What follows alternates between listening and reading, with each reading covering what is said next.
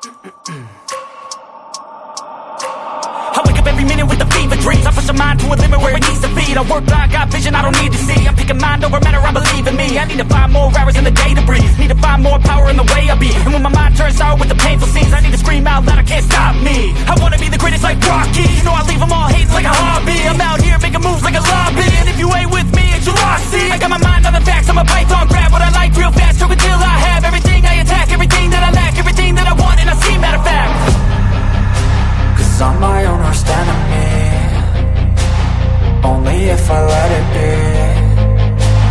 I can control anything if I can just think carefully. I control my destiny. Deep up in my mind I manifest it. Every morning I wake up obsessed, and everything I do the best. And deep within my mind you know I'll always manifest it.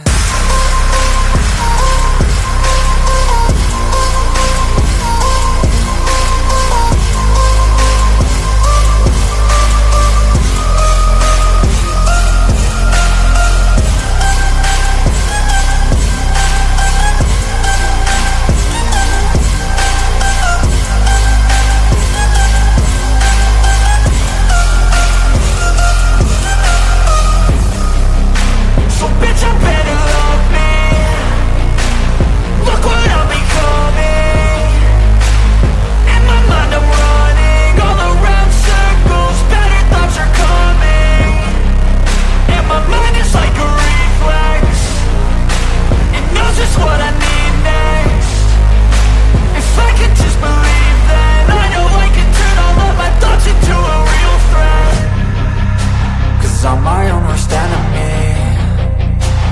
Only if I let it be. I can control anything if I can just think carefully. I control my destiny. Deep up in my mind I manifest it. Every morning I wake up obsessed, and everything I do the best. And deep within my mind you know I'll always manifest it.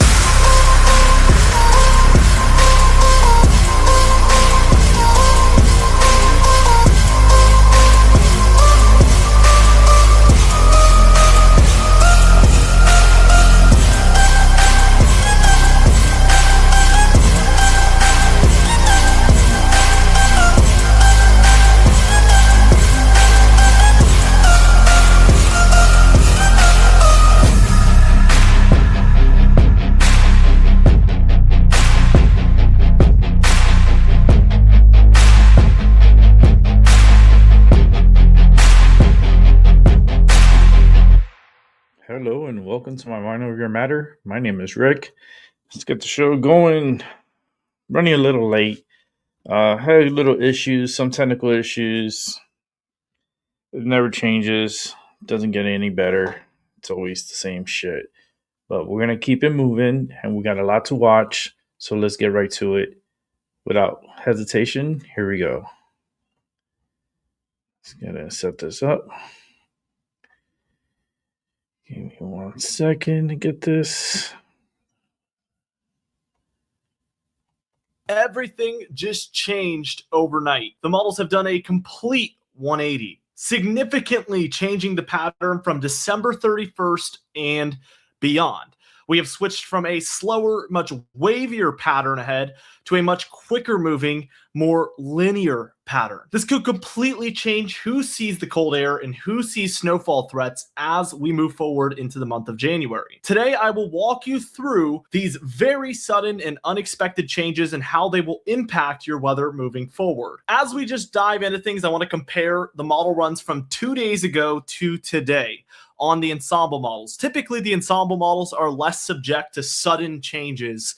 Not true in this instance. This is a very, very extreme change that we have seen in a very short period of time. And it's not even for the long range. It's about the days coming up. In my 7 years of doing this on YouTube, doing the weather on YouTube, this is the most significant model turnaround I have seen for a complete pattern in all of those 7 years. It's absolutely insane. So here is the model run from 2 days ago, from January 5th until January 12th. A very warm pattern in Western North America with colder temperatures centered over the Great Lakes, Ohio Valley, Northeast, and Mid-Atlantic for this time period. And here is today's model run. Night and day difference. I absolutely hate this stuff, guys. This happens from time to time. Again, this is probably the most extreme example I have personally seen, but it does happen. It's never accurate. It always sucks. I don't know how else to put it, but it always sucks when there is a really concrete idea that all the models are showing, even the ensembles, and they have a really firm grasp of it, and then they suddenly change course. When we're looking at the medium range and looking at the long range, which is what we do, that is the risk that we run. Not reliable. We sacrifice the chance of we know this that. happening. I know this. He should know this. For the opportunity to perhaps see really solid storm signals and pattern signals in the long range, which is what I've always tried to deliver for you guys. But this is the consequence that does happen occasionally, unfortunately. So I just wanted to come forward and explain the changes that have gone ahead and occurred. And we're going to do a GFS version of that. Here is the GFS ensemble model for January 6th to 13th. And then here is, this is from 2 days ago, by the way, a little bit less cold in the east, but it was still a warmer west, colder east regime. And then as we switch to today's model run, not as huge of changes on this model, but I'll draw something on screen here to make it a little easier for you guys to see. We see the warm air kind of centered like this, and then we've got, I'll put the X's where the cold is. Up here in the northeast. That is the today's model run. And yesterday, you could tell that the orientation of everything has changed. And I will draw that in, let's see. Let's do green. That's a good color for this. Now, I mean, from today's, or better yet, 2 days ago, this is more of what I was seeing, larger areas of cold in the east, a more vertical ridge over the center to western areas of the nation, and obviously huge changes from this to this. Not as huge as the European model, but still massive changes. So with that in mind, let's go ahead and take a look at the European model run for today. Just all the storminess. And it's not to say that there will not be opportunities. It will be up and down, it looks like, as of today. This is our current output from all the models that we're going to go over today. There will be opportunities, so a little bit more up and down as opposed to what we have been seeing, what we have been talking about, which is a full-blown colder pattern in the east, warmer pattern in the west with numerous massive snowfall opportunities. Today, the models don't see that. Now, this is going to put us in a headspace of a little bit taking it with a grain of salt what the models are showing today, because we just had this massive switch. But this might be the end result. This could be. And as of now, it is the most up-to-date information. So this is what we have to go based off of. But I want you guys to be aware that there is still the chance that this somehow reverts back to what it was just showing and it just bounces back. But with the ensemble models showing what I just showed, I wouldn't necessarily bet on it right now. It is possible. I have seen that occur, but I would not rely on that to happen. As we walk through, the pattern from today obviously does not change. That would be extreme, but we do have a clipper system moving through the Midwest, Great Lakes, Ohio Valley, and into the east. And then we have another one around New Year's where this does bring some opportunistic snowfall to Ohio, West Virginia, Pennsylvania, and then the rest of the Northeast there. Tomorrow night. Between the 31st and then the 1st of January. This is where things start to change. We really don't get that deep cold moving in. We have a cooler pattern in the east and a warmer pattern in the west. It's very active along the west coast, though, which is a bit of a change as well from what we've been seeing from the models. As we keep moving forward, it stays with that kind of cooler in the east, but look at what happens for the 6th, 7th, guys. 6th, 7th, 8th is the exact time frame we've been talking about. This has been within 10 days for multiple days now, and we, again, had a solid streak of probably 5 or 6 model runs in a row that looked almost identical. We knew this was an opportunistic time frame for deep cold and big time nor'easters. And if you guys watched any of our previous videos, you know this looks entirely different. So again, I just absolutely hate when this happens. Yeah, but really, there's nothing you can do to predict if this is going to happen or if it's just going to stick with it. We only can just look at the models every single day unless we have some sort of serious idea of why the models might be completely wrong with their ideology, which we had every reason to believe that they were spot on based on the global indicators. So this is absolutely insane. We do, during this time frame, still get a snow signal in the mid-Atlantic and Northeast. But again, with how shaky the models have now proven themselves to be over the last couple of days, it seems like their handle of things is a little bit... The models are outliers. They're not. I don't know what the proper wording would be like, here, but something that we really need to be hesitant with just because of the recent, very, very recent sudden changes. We do get some cooler air in the east, but again, it's more exclusive for the north, and then we revert to a very warm pattern for the 8th, 9th, 10th, 11th. We do get a Midwest cutter, but look, this isn't even a snowstorm, guys. This is rain all over the place. I do suspect that this will not look exactly this way.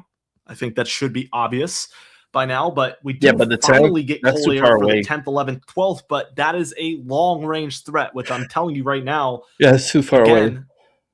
I do not think that they have a firm grasp at all on the long range now at this point with how volatile things have been. So seriously take that with a grain of salt. And really, the Mid-Atlantic Montes model run, Mid-Atlantic Northeast Ohio Valley is happening at the very tail end of the model run, which I would never in a million years tell you guys is a likelihood to happen with specific details. If you guys know any. Okay, so let's keep it moving because he's relying on the computers and I'm not. So let's keep moving. 19 states are raising their minimum wage at the start of the new year, including right here in Connecticut. On Thursday, it will increase to just under $17 an hour. Governor Ned Lamont calling it a big win for workers, but it does come at a cost for the people employing them. Your reporter Dylan Fearon is live outside Martino's Pizza in Oakville with the impact this has on small businesses. Dylan. You're going to have to fire somebody.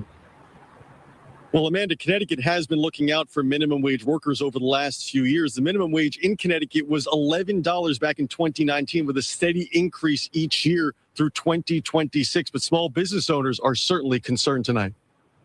We do everything with love and passion. It's lunchtime at Martino's Pizza, and these pies are fresh out of the oven. It's thanks to owner Tom DeMattias and his hard-working employees. He has 20, some on minimum wage. But one, you got to treat them good. You got to treat them fair. But also you have to, make sure that their salaries are matching what their value to your, businesses. Well, $17 is $17. Really important. Those minimum wage salaries will soon be $16.94 an hour, a near 60-cent an hour increase from what it is right now. It equates to roughly an extra $1,200 a year. The change is required under state law, which connects the minimum wage to the Federal Employment Cost Index, the state bumping up minimum wage 3.6%. In September, Governor Lamont said nobody who works full-time should have to live in poverty. This is a fair, modest increase, and the money earned will go right back into our own economy, supporting local businesses in our communities. But those local businesses already face extra costs from tariffs, now have another burden, and may need to increase wages for all employees. Of course, it's a big hit, But as an employer, it's your duty for them not to fall back into this trap because you have to go up on their salary as well. So this is a big game that they're playing with us. 19 states are increasing minimum wage in 2016. Connecticut will have the second highest statewide minimum wage in the country, behind just Washington. Connecticut also compares to New York City and is higher than New Jersey, Rhode Island, Massachusetts, and Pennsylvania. Dwayne Sauer is with Robert Half Recruiters, the largest staffing agency in the world. Dwayne's based in Hartford. You're going to get net after taxes approximately $80 to $95 more a month in your paycheck. That's helping in light of, inflation and other increased costs. But Dwayne admits businesses could start giving employees fewer hours or even decrease staffing numbers. This increase really affects those in retail, hospitality, and the unskilled labor market. And Amanda, the state says more than 60% of people on minimum wage in Connecticut are either women or people of color. I'm your reporter live in Oakville tonight, Dylan Fearon, Channel 3 Eyewitness News. Dylan. Why he says people of color? What is that about? People of color. Sounds stupid. Oh, goodness gracious. I don't know. Come back to me. What in the world is going on? What is happening? Connecticut is, hey, if you live here, you're going to be making a little bit more money on the minimum wage. $16.94 as of midnight tomorrow, which is New Year's. A lot of laws are going to be changing here in Connecticut and across the country. So make sure to look up your state and see what new laws have gone to effect as of January 1st. But it's just really weird. Times are just really, really, really weird. 2026 is gonna be one fucking weird year. I'll just let you know right now. It's everything that you're gonna see. Tomorrow I'll release my predictions for 2026. I'm not gonna do it right now, but I'll tell you right now, 2026, you're gonna see a lot of weird shit happening. You're gonna see an uprising happening. You're gonna see a clash between groups. I see a lot of things happening. All right, so without further ado, let's watch what's coming up here next. Once we hit the new year, Connecticut has a number of new laws set to go into effect, including those impacting housing and correctional facilities. Our colleague, NBC Connecticut, Sydney Boyo, joined us live in studio to tell us more. And Sydney, what changes can people expect with these? Yeah, Amber, so there are a number of big changes coming, especially to our correction facilities. So starting January 1st, there will be a requirement for the Department of Correction to implement a plan that requires its officers to wear body cameras in its facilities. That plan must be submitted by February. Wow. That same law also requires the DOC to publish a list of cases where excessive force or medical neglect was reported. Now, towns and cities across So they the make state will see the impact of a new officers wear housing reform bill, body which was cameras. passed during a special session. This will require municipalities to create a housing growth plan, which has to include a plan for the number of units that they want to build and a zoning plan. It also changes street parking requirements and expands the Fair Rent Commission, which investigates rent complaints. Between Republicans and Democrats, there are mixed reviews on this bill, with some politicians calling it rushed and others saying it was the right decision. But every community needs to put forward a plan, and they will own that plan. It's their plan, and we want to make sure that as a state, we see results, because the affordability crisis in Connecticut is huge for housing. The goal says it wants to increase housing, but the mechanism it's seeking does not do that. It doesn't take into account the cost of housing, the cost of land, labor costs, material availability. Now, that same bill includes protection for the state's homeless population, banning things that prevent a homeless person from sitting or lying down. For example, spikes on a bench. There are over 20 new laws that will go into effect this week. To read more about them, you can head to our website, NBCConnecticut.com. Live in studio, City Boyo, NBC Connecticut News. Crazy. Let's keep it moving. Federal officials now say they're freezing payments to Minnesota child care centers while they investigate claims of fraud. Deputy HHS Secretary Jim O'Neill posting on social media today, "We have turned off the money spigot and we are finding the fraud." The Health and Human Services leaders also posted a video outlining new steps targeting what they call rampant fraud in Minnesota. My office, ACF, provides Minnesota $185 million in child care funds each year. That money should be helping 19,000 American children, including toddlers and infants. Starting today, we require a justification receipt or photo evidence before we make a payment. This guy. HHS leaders say they're also ordering a state audit of centers suspected of fraud, including attendance records, licenses, and inspections, among other records. They're also launching a fraud reporting system. You can find that on childcare.gov. Reporter Ashley Grahams is digging further into the viral social media claims that reignited this latest fraud investigation. To put law and order back in you might have seen this video posted by YouTuber Nick Shirley alleging daycares across Minnesota that receive public funds are not actually providing any service. So this is Quality Learning Center. As of Tuesday, that sign now reads Quality Learning Center. After watching a man go inside, we walked up to the door and knocked. No answer. A sign says the center opens at 2 in the afternoon. I'm not on the driveway, it's public property. A man in the parking lot telling us and anyone else nearby to stay back. Yeah, I take my kids here, 2 o'clock to 10. Yeah, Fatima Noor dropped her 3 kids off for daycare, saying that's typical for her 4 days of the week. Monday to Thursday. But how many years, like for how long? For October to now.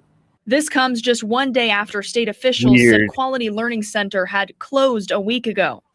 They haven't responded to questions from WCCO about it being open now, but say visits were being made to each of the centers on Monday, and payments are still on.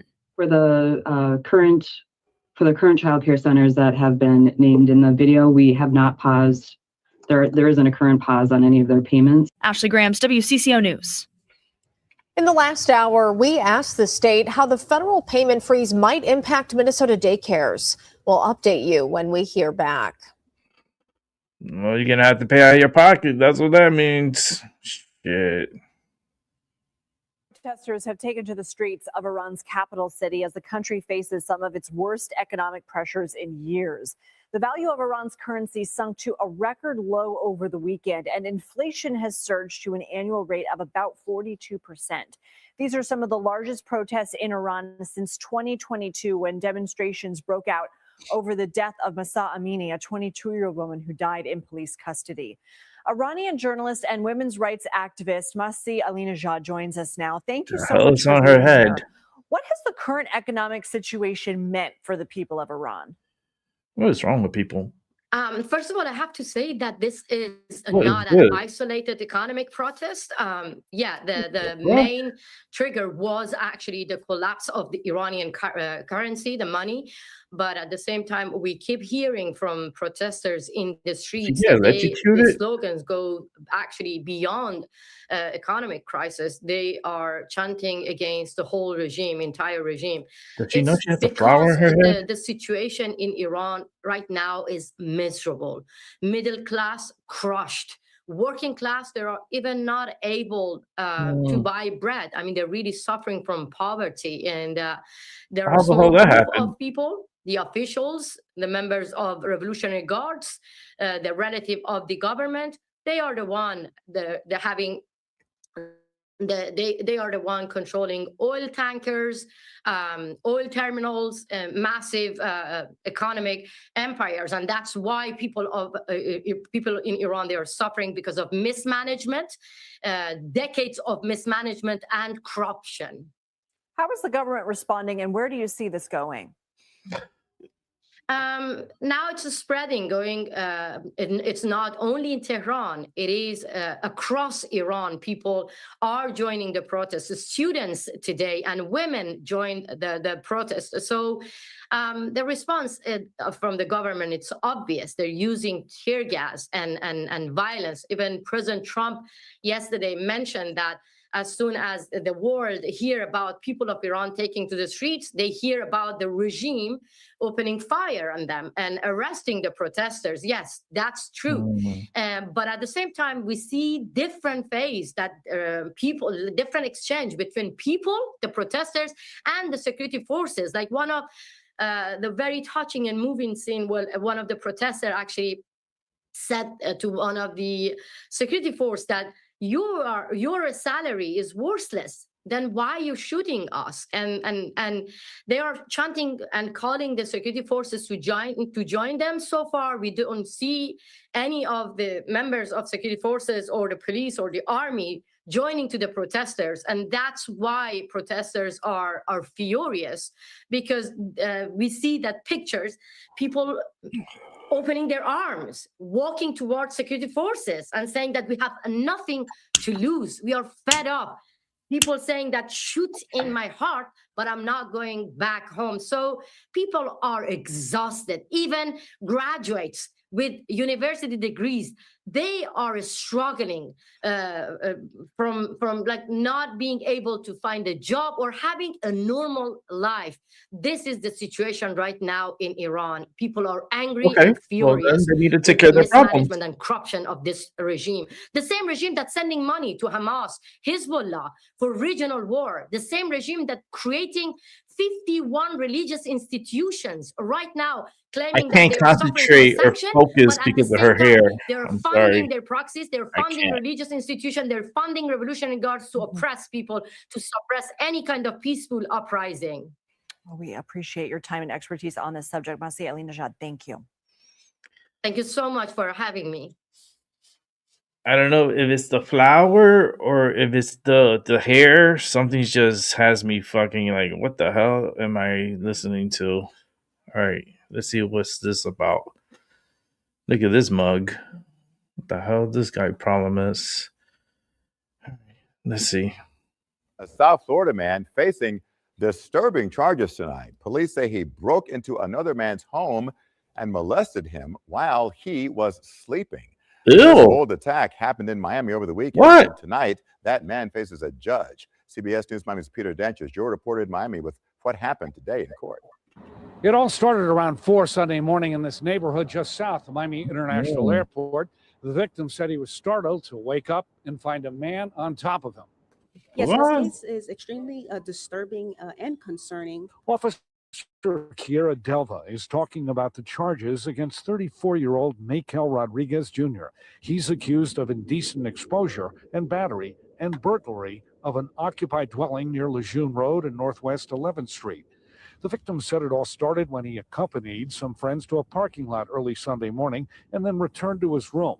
According to the arrest affidavit, he said, "I closed the door, but don't remember if I locked the door or not. I then woke up to him being on top of me." He said Rodriguez assaulted him and exposed himself. The report said of Rodriguez, he then grabbed his clothes before he left the room and stated, "I know you." Police were called, and the victim was able to describe Rodriguez. Officers canvassed What the the area and hell? immediately was able to locate the subject responsible. In bond court, we learned that Rodriguez works as a loan officer and had served for 5 years in the Air Force. Judge Mindy Glazer ordered that he stay away from the victim and for now be held in pretrial detention. Since the victim could not remember if he locked his door, Delva also had this warning. Please be very cautious when coming into your home or leaving your You home. better lock the Please ensure motherfucking that door. you lock your doors Hell no. and double check it. Police say it's not known why Rodriguez picked the victim, even though he reportedly said that he knew him. Police say so far there's no evidence to support that. In Miami, Peter Dench, CBS News, Miami. That's a fucking crazy story. It's a crazy motherfucking story. I don't know. Let's keep it moving. More heartbreak as the second pilot in the Hamilton helicopter crash has died. In a Oh, way, it's damn, ironic that sucks. because he died the way he, something he loved. Yeah, but it's just tragic. Both of those pilots identified to us today. The crash happening just before 11:30 yesterday morning, shortly after both helicopters. This is Jason Martinez. Thanks for joining us. The NTSB was out at the scene today as investigators tell us the debris field is about 100 yards long. And Greg, both helicopters will be removed tomorrow. Yeah, that's crazy, man. How all these accidents, man. Tomorrow, but we had an opportunity to speak with a lot of people because both pilots were from South Jersey, and it has really impacted a lot of folks here in the South Jersey area. I'm shocked. I can't believe it. Luann Thornton of Kearney's Point is still trying to wrap her head around the death of her neighbor, 65-year-old Kenneth Kirsch. Hamilton police say just before 11:30 on Sunday morning, Kirsch was involved in a midair helicopter collision with another helicopter. He loved flying, and he did it for years. This video showing one of the helicopters spinning out of control to the ground. Police say the collision occurring shortly after the two helicopters took off from nearby Hamilton Municipal Airport. The other pilot, identified as 71-year-old Michael Greenberg of Sewell, died on scene. Meanwhile, Kirsch was flown to Cooper Trauma Center, where he later died. We're told both pilots were friends. I miss him. And they were friends too. Luann That's said crazy. He didn't have kids and was divorced and was an architect who was planning on retiring soon. Yeah, I guess in a way it's ironic because he died the way he, something he loved. Yeah, but it's just tragic. Yeah, I never expected that to happen to him.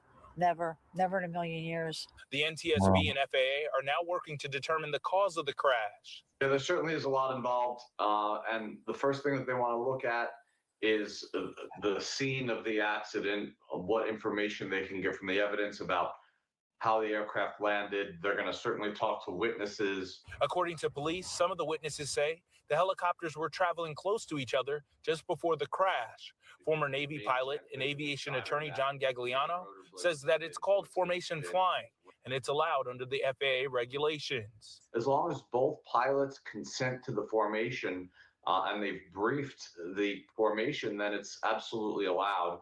It is a very specific skill to fly in formation that takes specialized knowledge and training. Which experts say the investigation will look into everything from the pilot's experience, their training, and the condition of the aircrafts. As I mentioned, that's whether crazy. there was a mechanical difficulty on one of the helicopters before the collision occurred, that's certainly something that's relevant and something that the authorities should be looking at.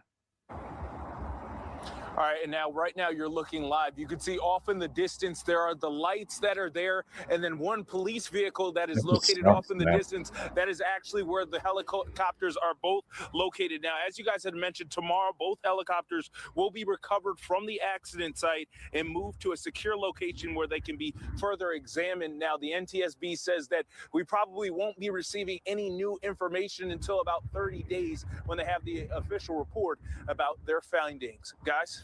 And so now we wait for more information here. Greg Payne, thank you very much there in Hamilton. And as this investigation continues to develop, keep it right here with Fox 29 and Fox Local for the latest updates. We'll bring those to you as we learn more. That's wild. Let's keep it moving.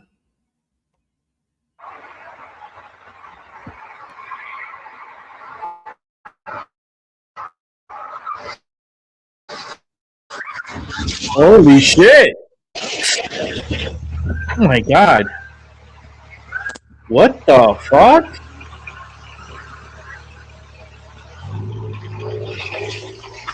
Oh my god.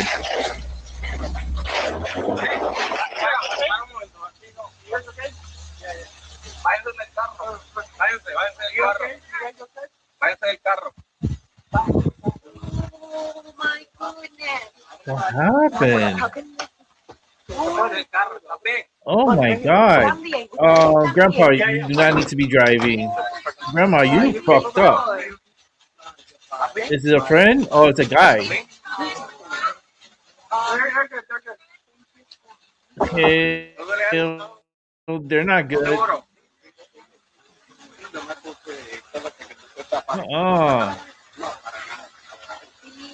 What the fuck?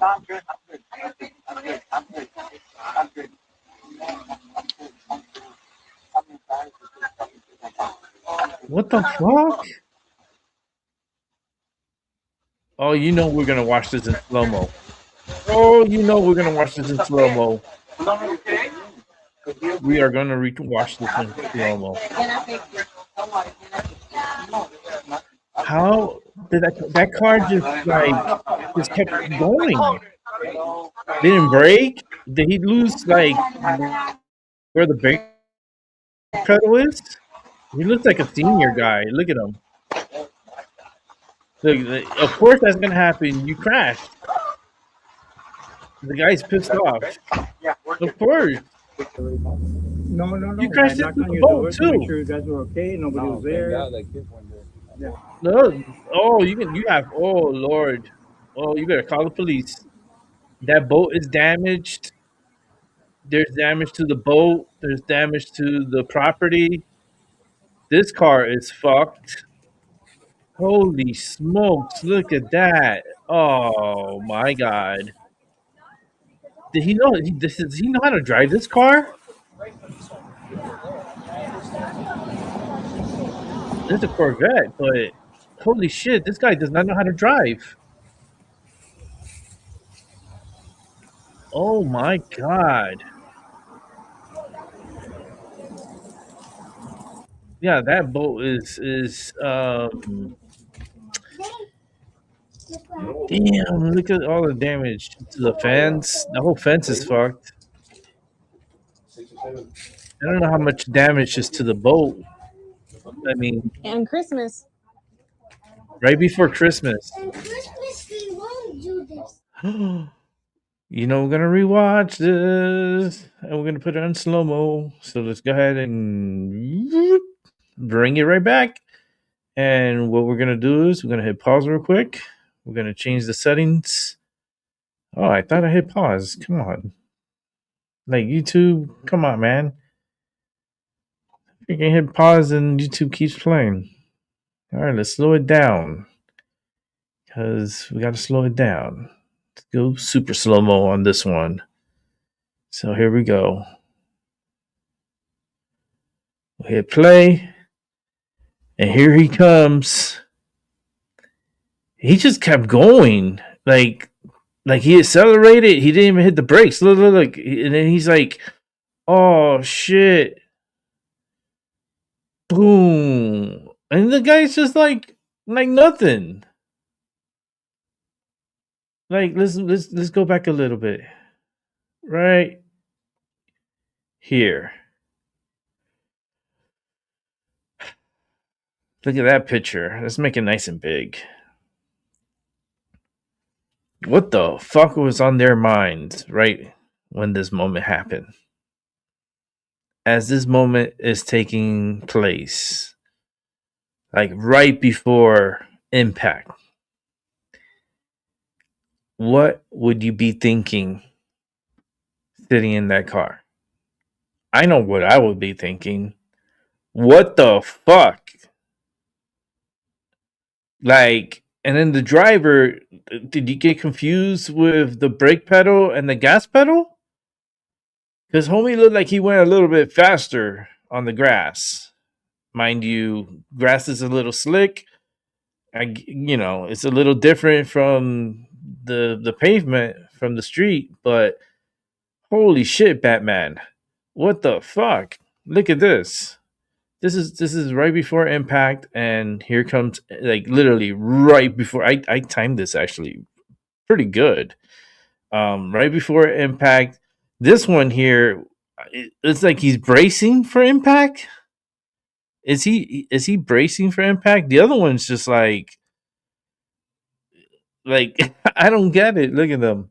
No, let's click it. I wish I could go slower, but I can't. So let's go. Like the car hit the side here. This planter here. Let's go back a second. Oh Lord, that's not a second, but like look at him. He's like what he was trying to do, like try to kill themselves. Like this is like a kamikaze shit.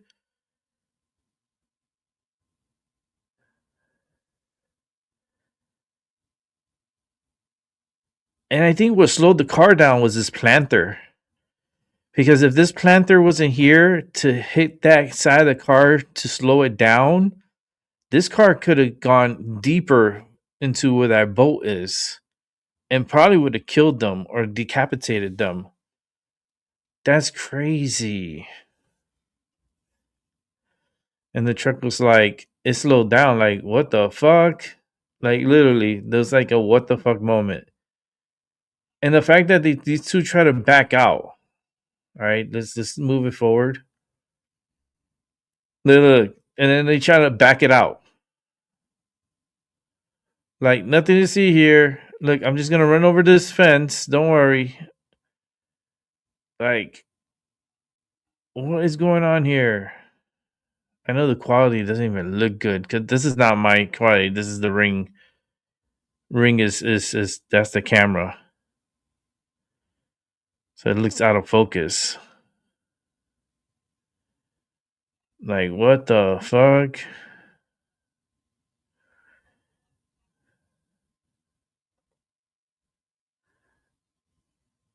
Let's see if I can get a better look. No, you see, it's the ring camera.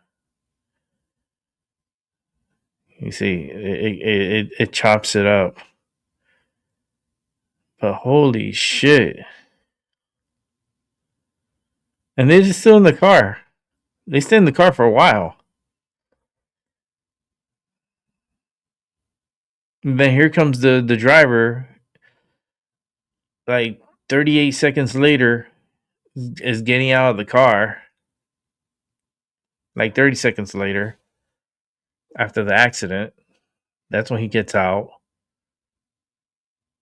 Homie looks like he has money, so he's like, you know what? He was probably drinking. You know that? It wouldn't be surprised if he was drinking or something. He has to have been on something because this guy, look, he just walks away. Look. He just walks away from that person. Does he know that person? Who's this person? Because this is the driver. Oh, we're breaking this down. It's a scandal. Okay, scandal. This is the part of the show we're going to call scandal. Because she's wearing a Christmas hat.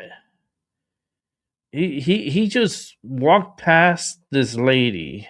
First of all, where was this lady beforehand? Let's rewind this back more. Where did this lady come from? Oh, this grainy video is not going to help. Yeah, it's not going to help the graininess. So I don't know where she comes from. She comes from somewhere. Shit, man. I wish we had a better picture. Fucking Ring sucks, man. Update your fucking cameras. This should be like high quality picture. This should looks like the lowest quality you could fucking put up, Ring. Are you kidding me? But where this Grandma Santa Claus came from? Okay, someone comes running.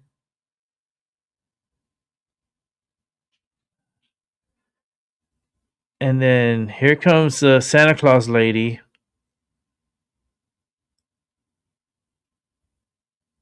What?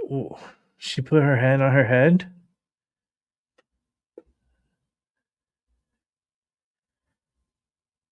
Yeah, so here comes the guy coming out.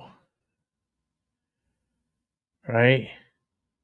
So Santa Claus lady is and these people are just looking at the car like, what the fuck? And then here comes Santa lady. She puts her arm out. She must know this guy. So she goes to like hug him. And he's like, access denied. Access denied. And then he just walks away.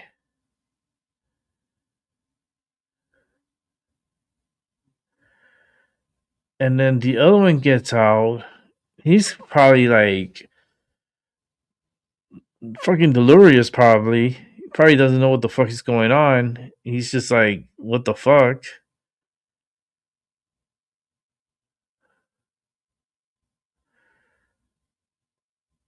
So, are these people family or something? Was this guy testing out this car to maybe take it around the block, and he didn't know how to drive it, and probably didn't know where the brake pedal was, and he probably hit the accelerator and crashed into the house? I mean, you see, she knows this guy right here. Who's this lady? She's like, who is she?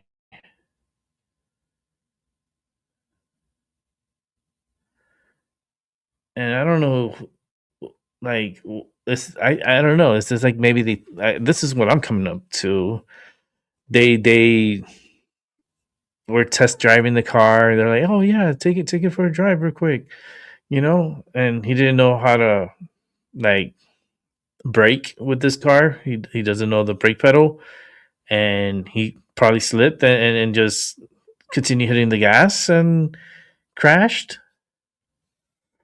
I mean, I'm just trying to come up with some kind of conclusion to this. I mean, what do you think? That's crazy. But that was scandalous, the way he walked away from that lady. Does he come back? I want to see if that guy comes back.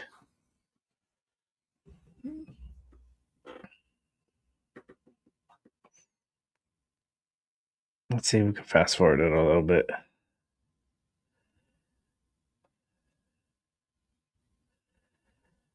This guy, who's this guy? Is this the guy that walked away from the lady? Yeah, that's him, right?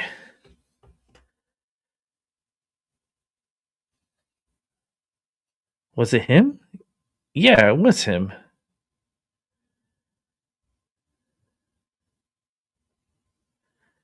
And he puts his hand up. And he's like, what the fuck?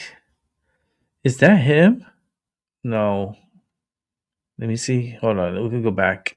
Because I thought the other guy had a bald head. Let me see. This guy looks like he has hair. All right. This was at 146. No, it's two different guys. I think he was test driving. All right. He borrowed the car from the other old man, which is this old man. Where's that? 146. Okay. 146. I think this is his car. I think this is his car. Because you can see he put his hands up. Like he walked up to it and he's looking at the car and he can't believe that he fucked up. You see? He put his hands up like fuck. I just let him test drive the car. That's why the scandal is okay. The scandal here is okay. That's why we go back here and you see this lady here because she's probably the mother of the father, maybe that let his son drive or something, and he had a passenger and they crashed. And you can see how he walks by, she goes to hug him, and access denied, and he keeps walking away. Like that scandal right here. Here we go, watch. She goes out to hug him, and he just keeps walking. He just keeps walking.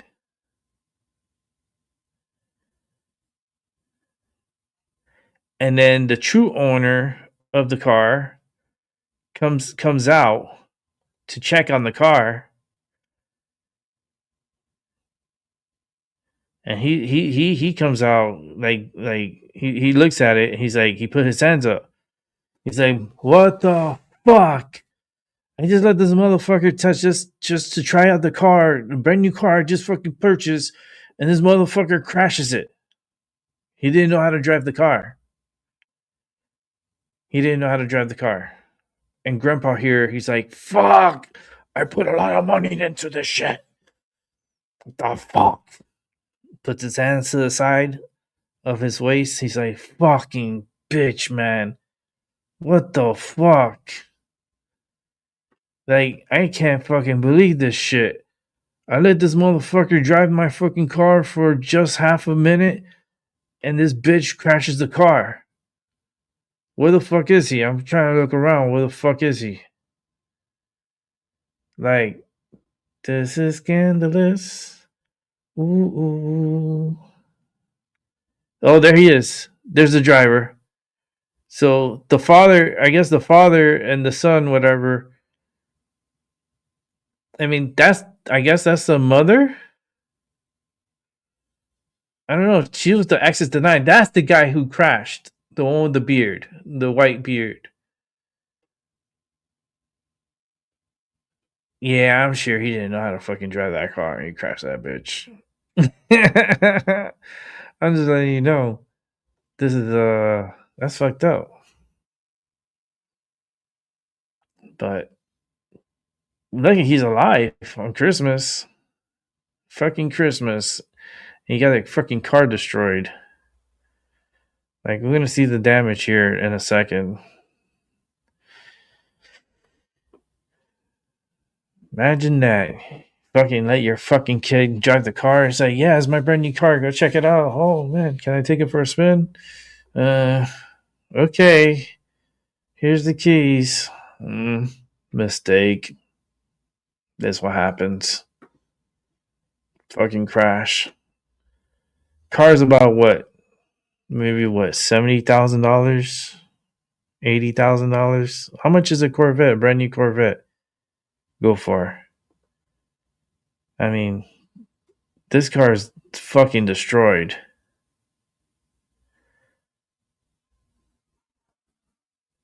Man, this must have been a middle child. He must have been not the favorite son.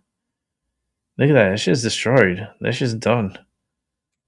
It's just garbage now. The only thing you can sell is probably the engine, the transmission.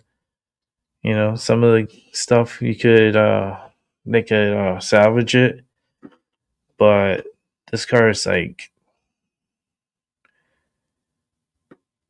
I don't know if it doesn't look like it's totaled though, because the airbags didn't deploy. That's why I'm surprised. I don't see the airbags deploy. And if the airbags didn't deploy, then this car could still be salvageable. But who the fuck wants to pay? Like, you just showed the person's tag number, so now you know the tag number, and you could go and squat their house. But man, why would you let this idiot drive your fucking car? That is so expensive. And he just damaged the fucking front, and the whole shit's just, I don't know if that's, I mean, the airbags did not deploy.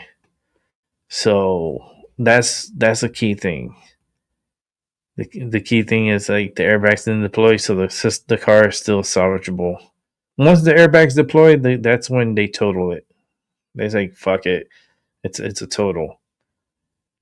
But this car may not be totaled, and he's going to have a bill. I'll tell you right now. Not only that, but the bill for this boat, too. And yeah, that's just a fucking mess. What a nightmare before Christmas, right? The nightmare before Christmas, your fucking car gets destroyed because you let your fucking son drive the car, and the guy doesn't fucking know how to drive. Didn't know where the brakes were, and smashed right into this house. We see it one more time.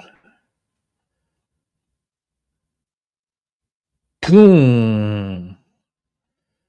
Wow. Damn. All right, let's keep it moving. President Trump has a New Year's message for the world. America wants fewer illegal drugs, an end to wars, and more peace and prosperity. But don't be fooled. He will do what it takes to get there. He put Iran on serious notice yesterday. I hope they're not trying to build up again, because if they are, we're going to have no choice but very quickly to eradicate that buildup. So I hope Iran is not trying to build up, as I've been reading that they're building up weapons and other things. And if they are, they're not using the sites that we obliterated, but they're using possibly different sites.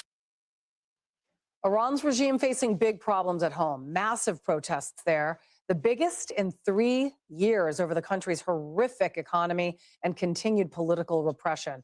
Iranian security forces responding with batons and tear gas last night. Former Israeli Prime Minister Naftali Bennett posting this rallying cry to the protesters. The Iranian people have a glorious past, and they can have an even more glorious future. That future depends on each and every one of you. So to all the brave men and women now rising up across your country, that's what they want. All the nations of the free world stand with you in your just struggle. Israel wants Iran. Iran, as well as Hamas, was top of the list on the agenda when Prime Minister Netanyahu visited Mar-a-Lago yesterday. Lucas Tomlinson has more from West Palm Beach, Florida. It's been a busy holiday week, Lucas. It sure has, Julie. Good morning. It was the 5th time the Israeli Prime Minister Benjamin Netanyahu visited with President Trump in the United States, this time at Mar-a-Lago. It's also looking to be the last foreign leader to visit with President Trump this year. And any potential reported rift between the two leaders seemed to be put to rest yesterday when the president said this about Hamas. We talked about Hamas and we talked about disarmament. And they're going to be given a very short period of time to disarm. If they don't disarm, as they agreed to do, they agreed to it, and then they'll be held to pay.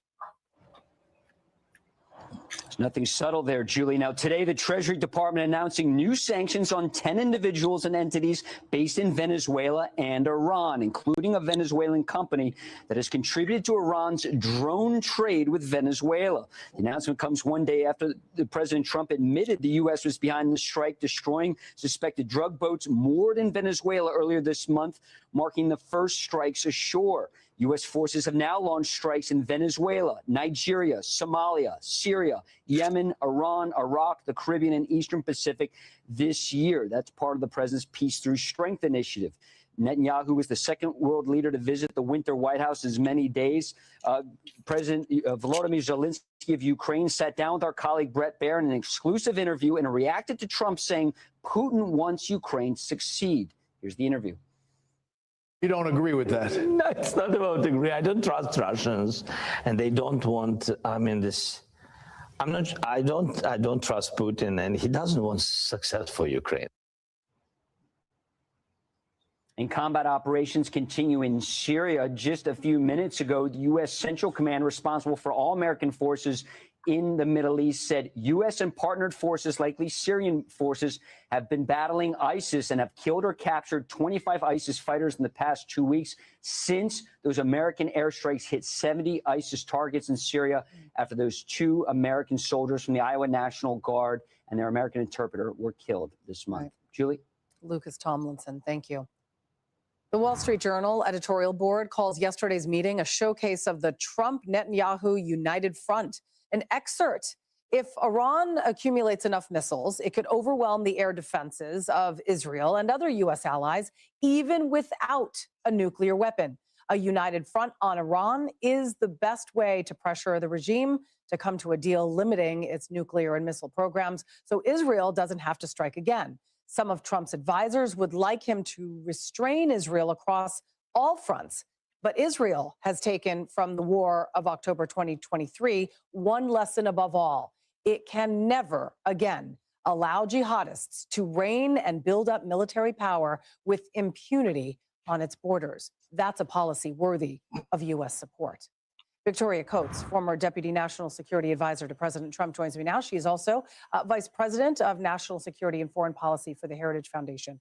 Thank you very much for talking to us today. Good morning, Julie. Good to be with you.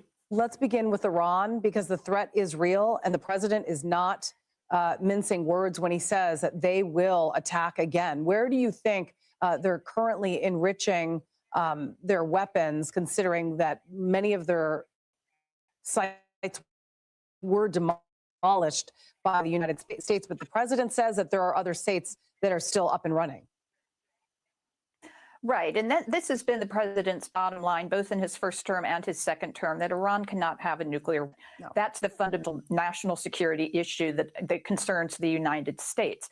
And so that's why he acted in the B-2 bomber strike in June that was so decisive. But he said at the time, you know, we're going to assess, we're going to see what they're doing. If they do the right thing and don't reconstitute, then we can consider the matter closed. If they do the wrong thing, which they've been doing for 50 years, by the way, and continue to try to pursue a nuclear weapon, we know we can go in and strike. And they can't do anything about it. They don't have air defenses to stop us.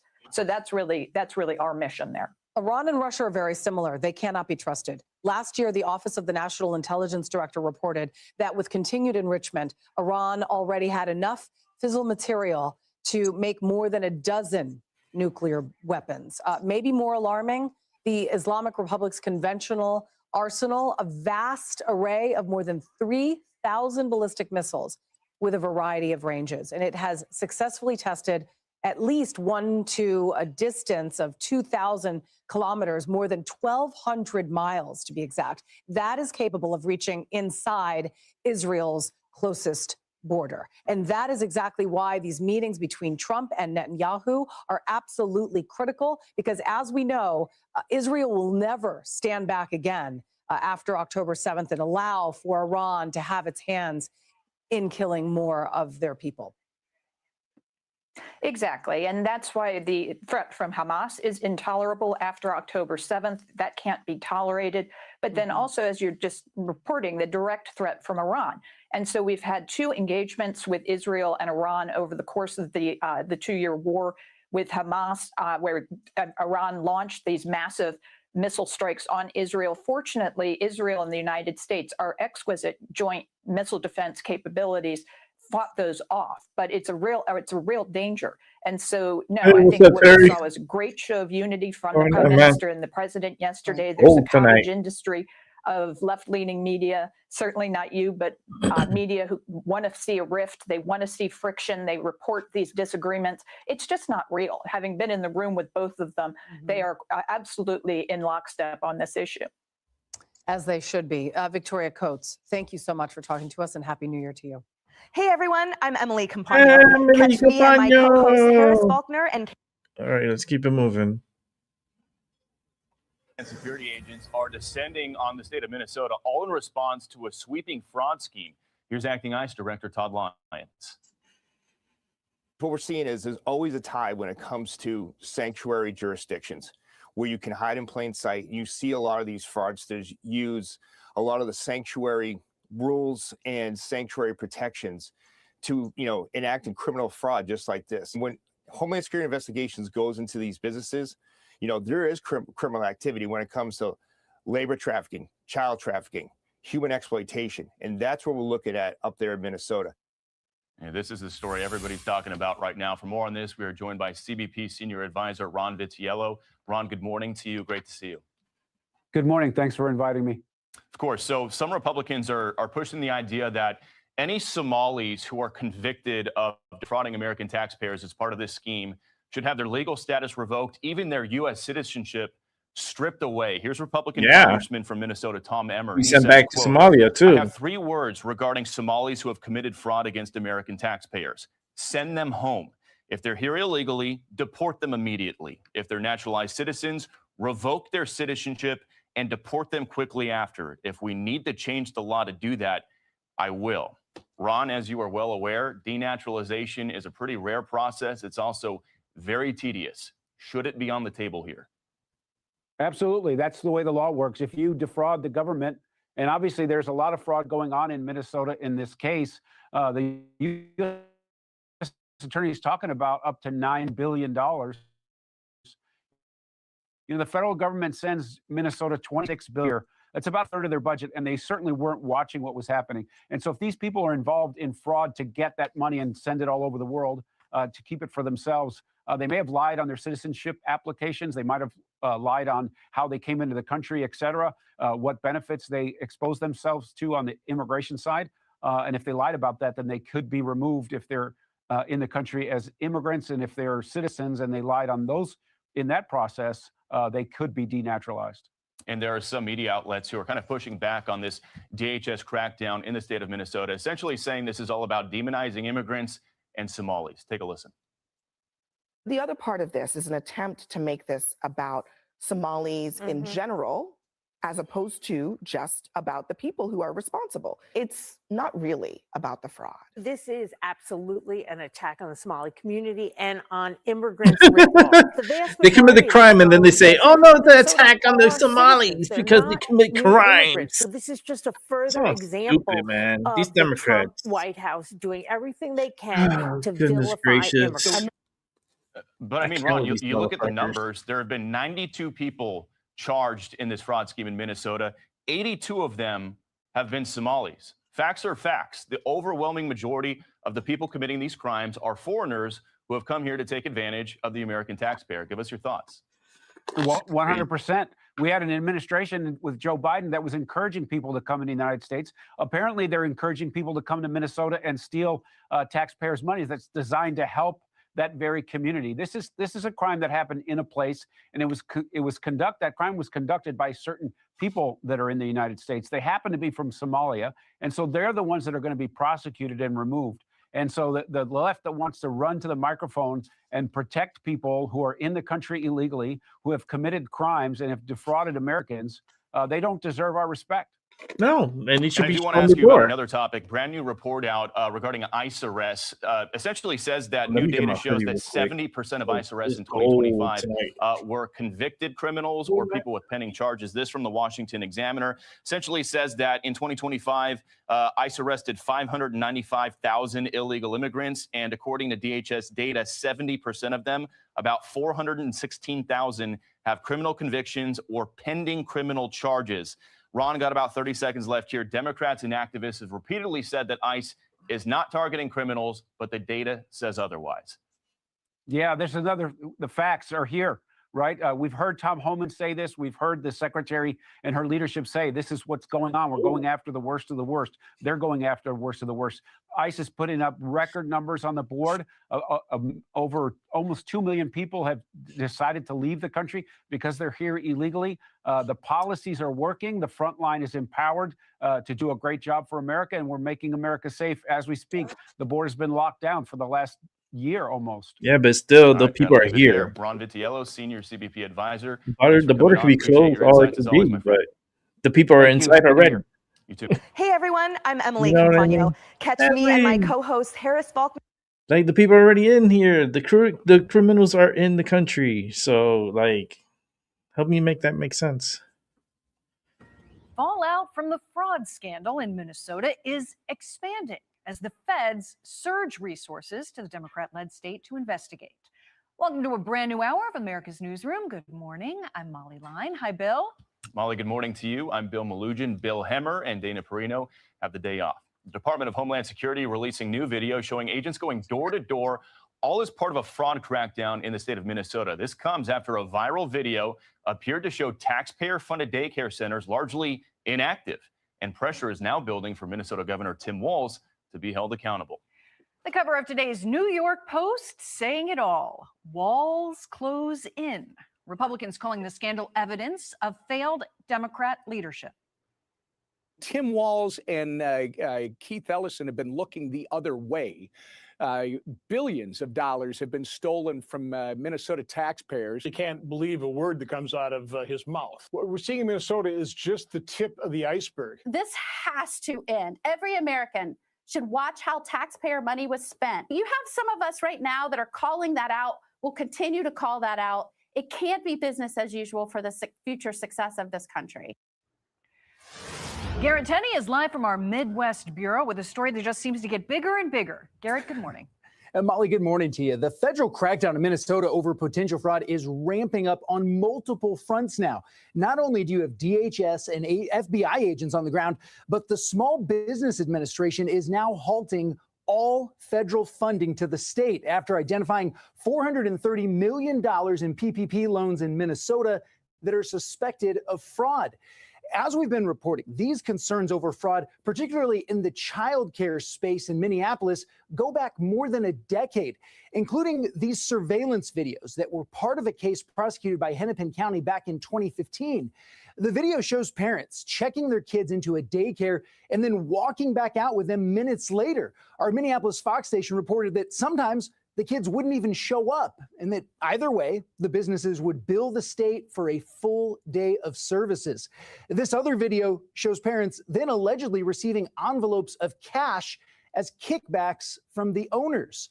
The state is responding to these latest allegations of fraud at child care centers, claiming that it's already investigated many of the businesses in Nick Shirley's viral video.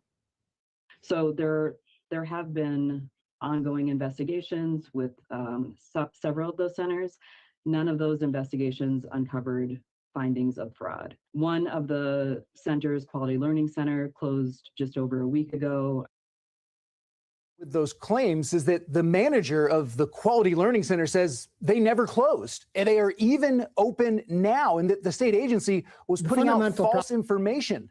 All of this is raising more questions about the credibility of the state agencies who are supposed to be overseeing these programs that are now being investigated. The fundamental problem here is that we have a governor and an administration that has totally broken its trust with the people of Minnesota. So it's very difficult for any Minnesotan, and it's very difficult for us to take at face value anything that the Walz administration says on this topic. The whole shit is As all corrupt. of these investigations continue, Attorney General Pam Bondi says the Justice Department has now charged 98 individuals in Minnesota with fraud. 85 of them are Somalis. And she says more prosecutions are on the way. Molly? Garrett Tenney, thank you. Bill? Molly, for more on this, we are joined by Jonathan Turley. He's a constitutional law professor as well as a Fox News contributor. Jonathan, as always, great to see you and good morning. Thanks for joining us. Thanks, Bill. So we just heard it in Garrett's report there. Minnesota officials say they've looked into some of these centers in that now viral video. They found no fraud. And Jonathan, they're still being paid. Take a listen to what they had to say. Each of the facilities mentioned in the video has been visited at least once in the last 6 months as part of our typical licensing process. For the current child care centers that have been named in the video, we have not paused.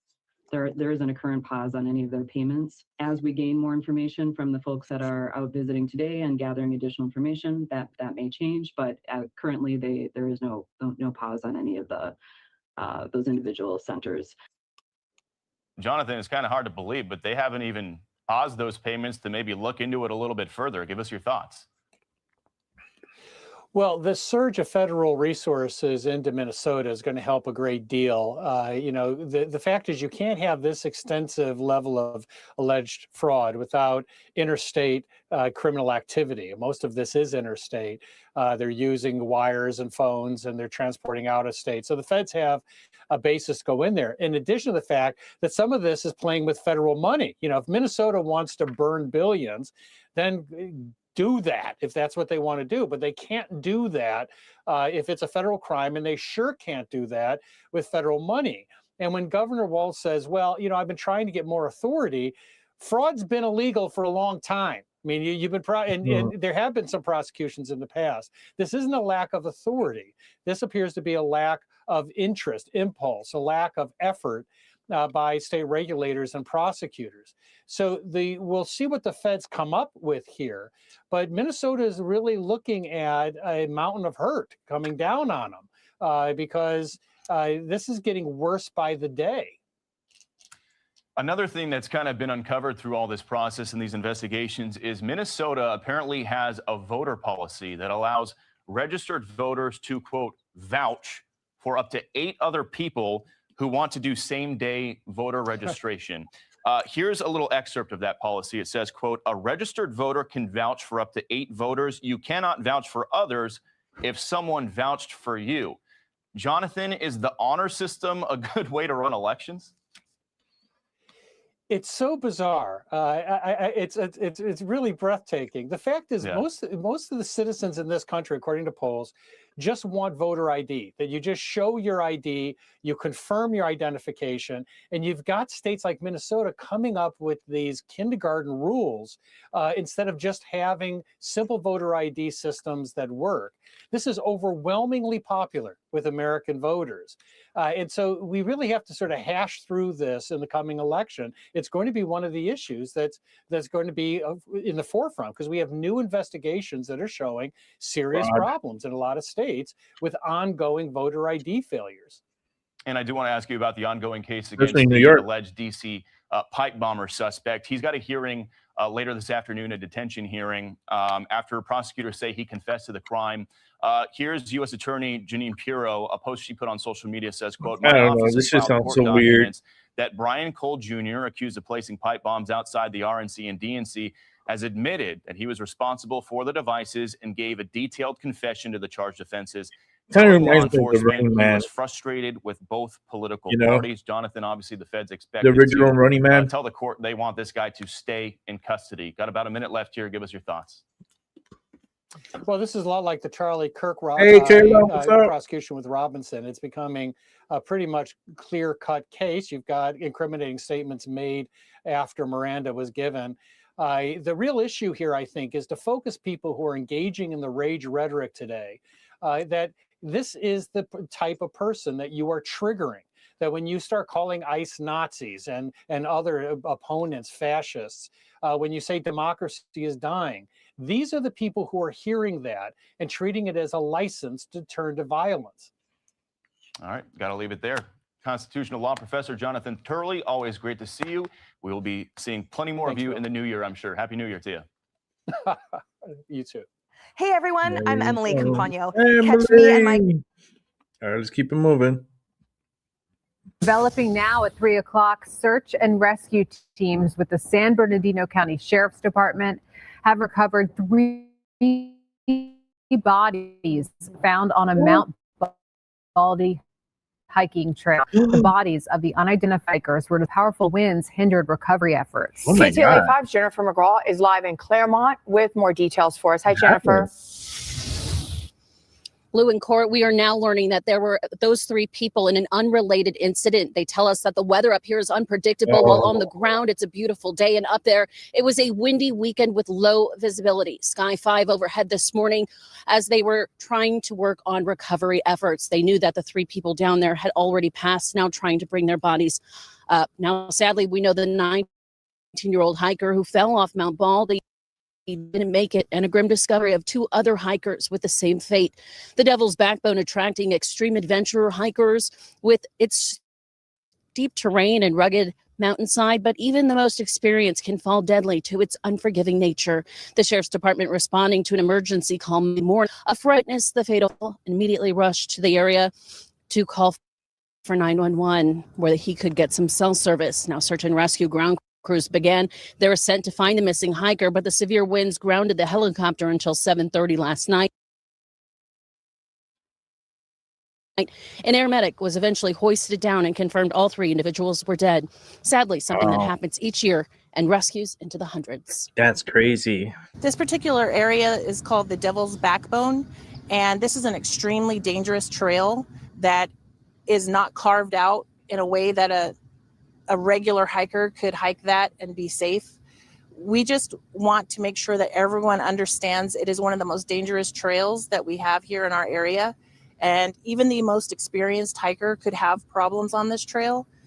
We definitely don't want novice hikers going up and hurting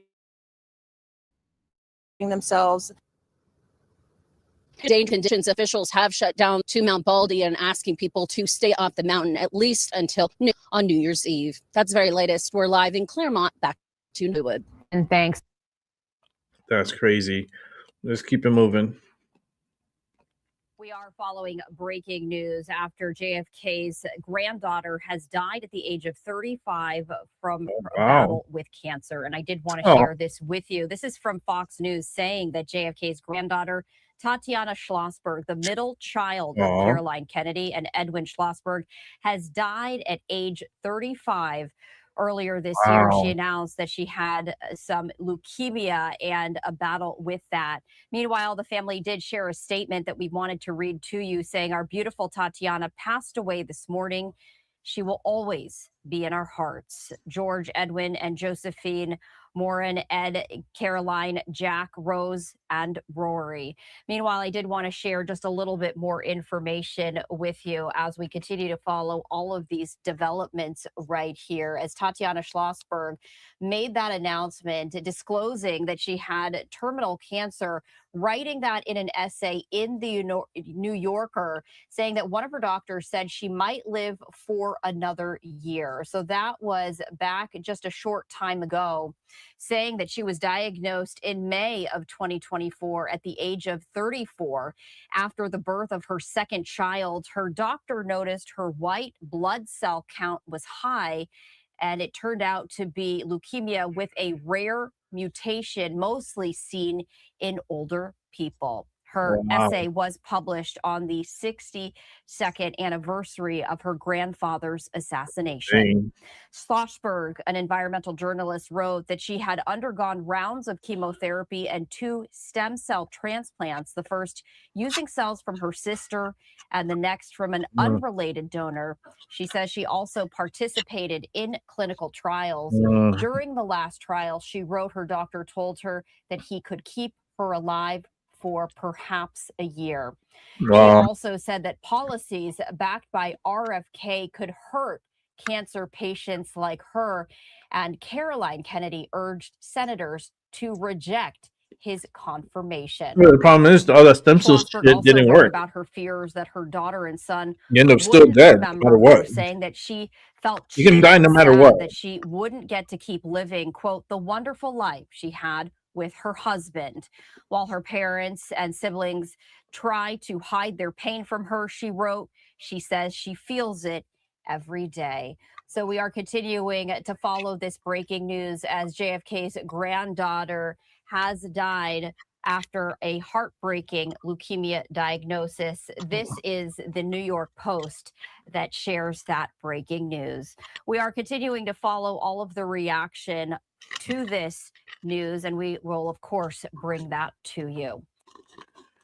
Listen, long story short, you're born and you die. Okay. Next.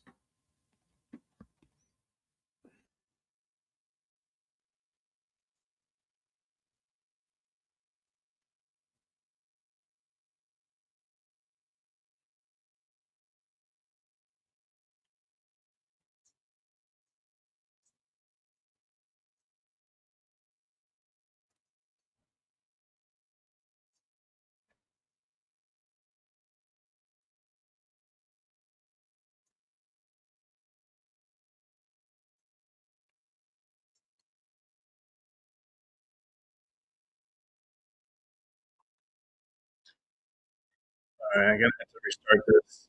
For some reason the sound is not working. I know the sound's not working because I see the message here. So I'm gonna rewind this back. And StreamYard, StreamYard got sold. There's a new company that's taking over StreamYard. I saw a message today, but I'm gonna have to restart this over. So just stop sharing for a second. Let's fix the screen.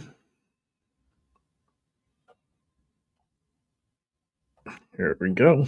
Hey guys, welcome to the Liberal Hive Mind, a channel solely focused on exposing the abundant hypocrisy of the left. And of course, here's your meme of the day, brought to you by 5mind.com. Well, friends, it appears as though we've found the mother lode. You know, exactly like I've been saying over the last couple of days, what we've seen so far appears to simply be just the start, you know, just scratching the surface. And I guess that's not exactly surprising when, again, the fraud is so widespread and brazen. Feels less like just these freak occurrences and more like the entire Democrat model, just dishing out cash and hope for political favors, the hope that you could convert all this cash that you're throwing into these communities into lifelong political support, and of course the kickbacks and the donations coming back to your political campaign. But again, what's reaching the surface right now is not just one shady daycare operation, it's not one story of fraud, and it also appears to be less of a localized scam, you know, not just going on in Minneapolis, not just going on in Minnesota. No, it appears we've identified, again, the Democrat business model. It feels as though we have identified a repeatable template, set up these care centers, these child care centers, autism centers, elder care centers, tap into that public money stream and bank out. And of course, thank the Democrats and make sure to pay your damn tribute. Folks, it's absolutely wild. This appears to be organized exploitation of taxpayer funding. And when I say we might have found the mother lode, well, it appears one internet user has now identified potentially 539 more child care centers, potentially operating fraudulently, this time in Washington state. Yeah, I wasn't kidding when I said it's the tip of the iceberg. Let me show you guys exactly what's going on, and let's talk about why it matters. We got some stuff to get into. Washington so too. let's roll the tape. All right, folks, so take a look at this post. Let's pull it up here on screen. We've got an next user making quite the claim. Quote, there are 539 child care centers in Washington state that list Somali as the primary language, and most don't even give an address. I don't know how many of these are submitting fraudulent claims for state grants and subsidies, but I have a strong hunch that the number is not zero. Now, of course, to be responsible, that 539 number is coming from an internet deep dive that's circulating all over social media, so take it with a grain of salt. It's not a court filing, it's not a court document. But again, it speaks to the compounding element of information here. Every single day, we get more massive red flags. And unsurprisingly, it's the same common denominator. Somali-ran care centers. I mean, you'd have to be stupid to ignore the clear red flags here. I mean, they're they're burning very bright red. And to see all these organizations with missing or unclear addresses, well, it adds even more suspicion. What the hell is going on here? And another element is just the sheer number. How many childcare centers are operating? I mean, I know we need daycares, but this many? And this many that specifically list their main language as Somali? How many Somalians are there in Washington state of all places? Something doesn't frickin' make sense. And again, speaking to that, I got a post here from Data Republican. He writes, it's going to take a few hours to finish the AI queries, but I project an estimated 50,000 national provider identifiers potentially associated with Somalians. That's a lot of healthcare. That subset will then be targeted for deeper extraction to identify websites, dollars, employees, practice address analysis, and so forth. And somebody responds to that post saying 60 active DHS licensed providers at 1821 University Avenue West, St. Paul, Minnesota. Now, correct me if I'm wrong, maybe I'm misinterpreting this, but my interpretation seems to be that there are 60 Somali-ran care providers all at one address. It kind of feeds into the investigative work of Nick Shirley, because he was going into these commercial buildings, into these office buildings, and it was one care provider after another. How many care centers per building? How many are even needed? How many are legit, I guess, is the next question. And again, here comes another person in the same thread. Also, if you drive by Lake Street, you can count at least 8 daycare and healthcare centers, all owned by Somalis, a block from each other with those little signs. So really, it's just the sheer number, the sheer amount. You know, in the private sector, there's a natural balance, right? There has to actually be demand that is then naturally met with a supply. But in this case, it just seems like one after another, you know, a real fraud whack-a-mole situation. There's obviously no oversight. There's no accountability. It's just money being spent, more and more money being spent. Tim Walz giving another 300 million here and 300 million there. You want to open a healthcare facility? Well, here's a $2.6 million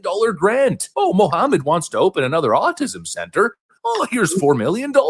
Approved, approved, approved, approved, approved. I mean, how else can you explain what's going on here? How can you explain the skyrocketing in spending? Of course, the best examples being the autism claim. Much like with the HSS programs, autism claims to Medicaid in Minnesota have skyrocketed in recent years from $3 million in 2018 to $54 million in 2019, $77 million in 2020, $183 million in 2021, $279 million in 2022, and then $399 million in 2023. They were given the green light to just keep on going. Center after center, daycare after daycare, elder care after elder care. Just go. You got a blank check. If you want it, you can get it. And, you know, some people would chalk this up to irresponsible leadership, irresponsible fiscal management and oversight. But I'm sorry, at this rate, at this scale, this is the criminal extraction of American tax dollars. This is theft. And there was obviously a political motive, a political incentive. And I'm not just stating that out of nowhere. No, just follow the money trail. You know, again, just follow the money, follow the dollars. And of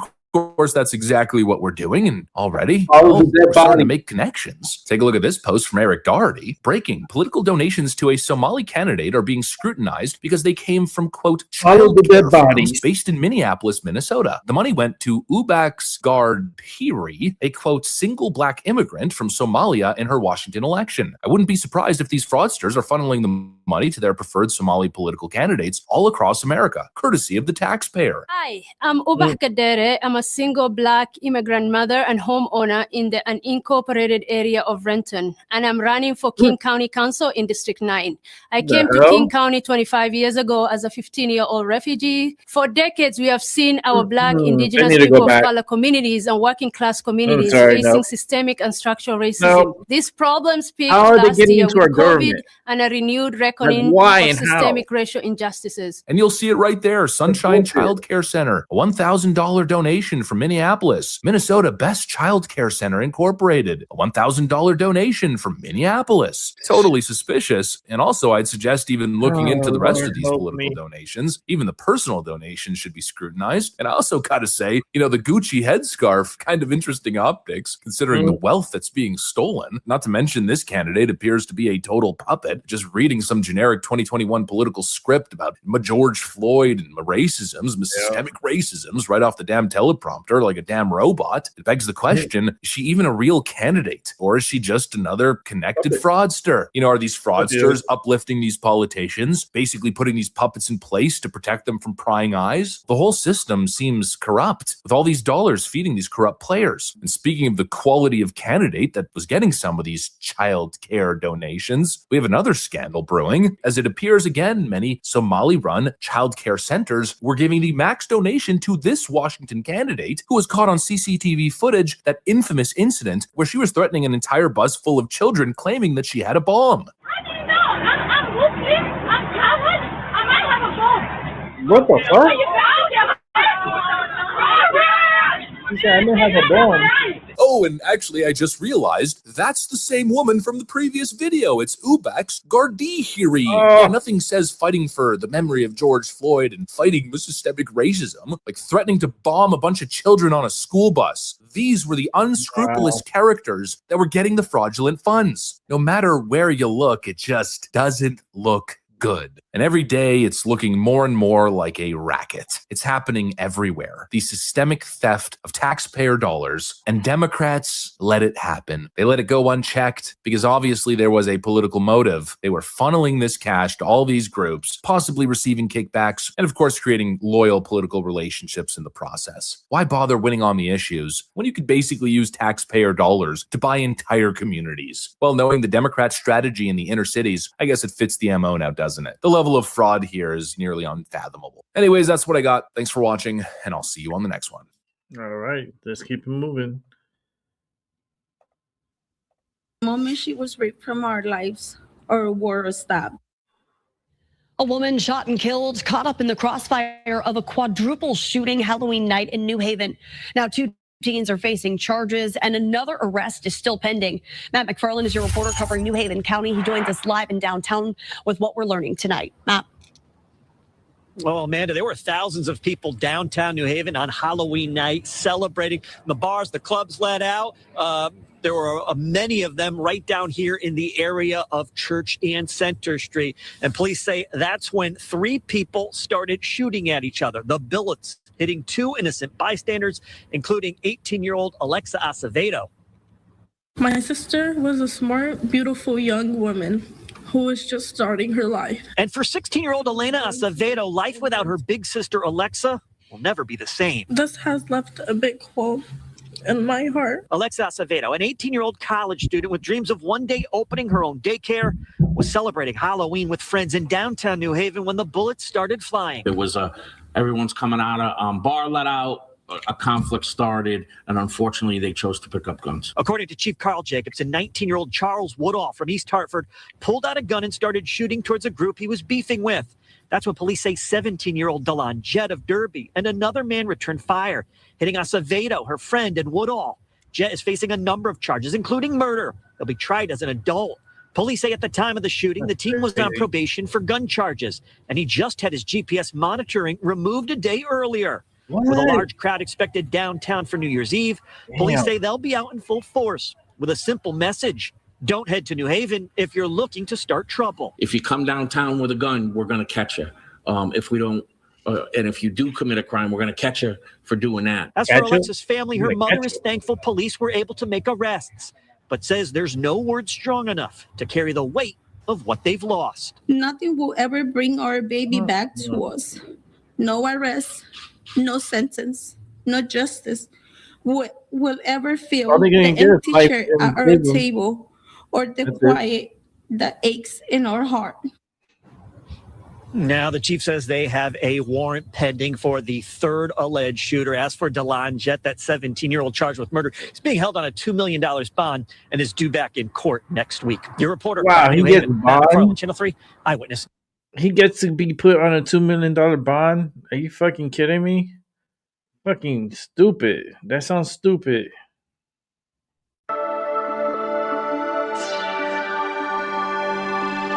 Hey guys, welcome to the Liberal Hive Mind, a channel solely focused on exposing the abundant hypocrisy of the left. And of course, here's your meme of the day, brought to you by 5mind.com. You know, it's kind of funny how totally and fundamentally backwards the left-wing thought process is. You know, every election cycle, there's always the new socialist savior. It's the same freaking thing over and over and over again. No, the last far leftoid that we elected that failed monumentally, it wasn't his fault. Socialism's not the problem. It's time to run it back.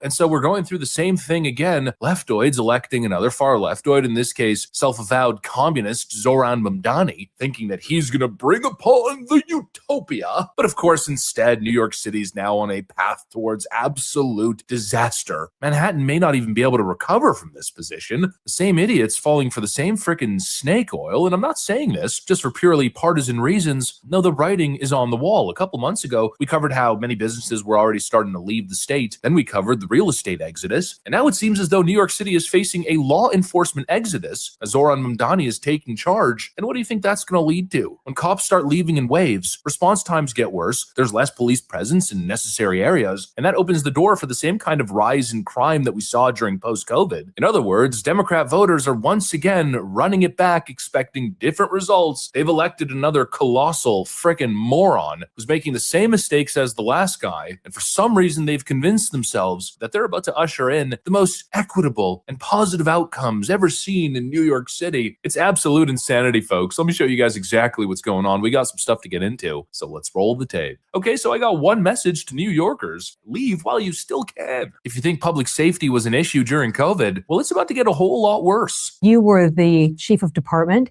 so you ran day-to-day operations. What's the current staffing level for the NYPD, and how many officers are eligible to retire in January? So right now we're at about 33,400. What we need is probably about 40,000. We were a long time ago. And in 2026, there's 4,000 cops that can leave. Will they leave? Remains to be seen. But if you're a 20-year veteran and your overtime's being cut and you don't like what you see coming from the mayor's office, why would you stay? So this is going to be quick, and we'll get the results within probably the first quarter of the year. Tariq, you've been a police officer on the beat. You started in the Bronx, right? Yes. Okay. So what would it mean for the policing levels to drop to, say, 30,000? I think we're talking about response times. I think we're talking about cops not being able to get a day off, which affects morale. And this is one of the main reasons why cops go and choose another police department over the NYPD and they leave.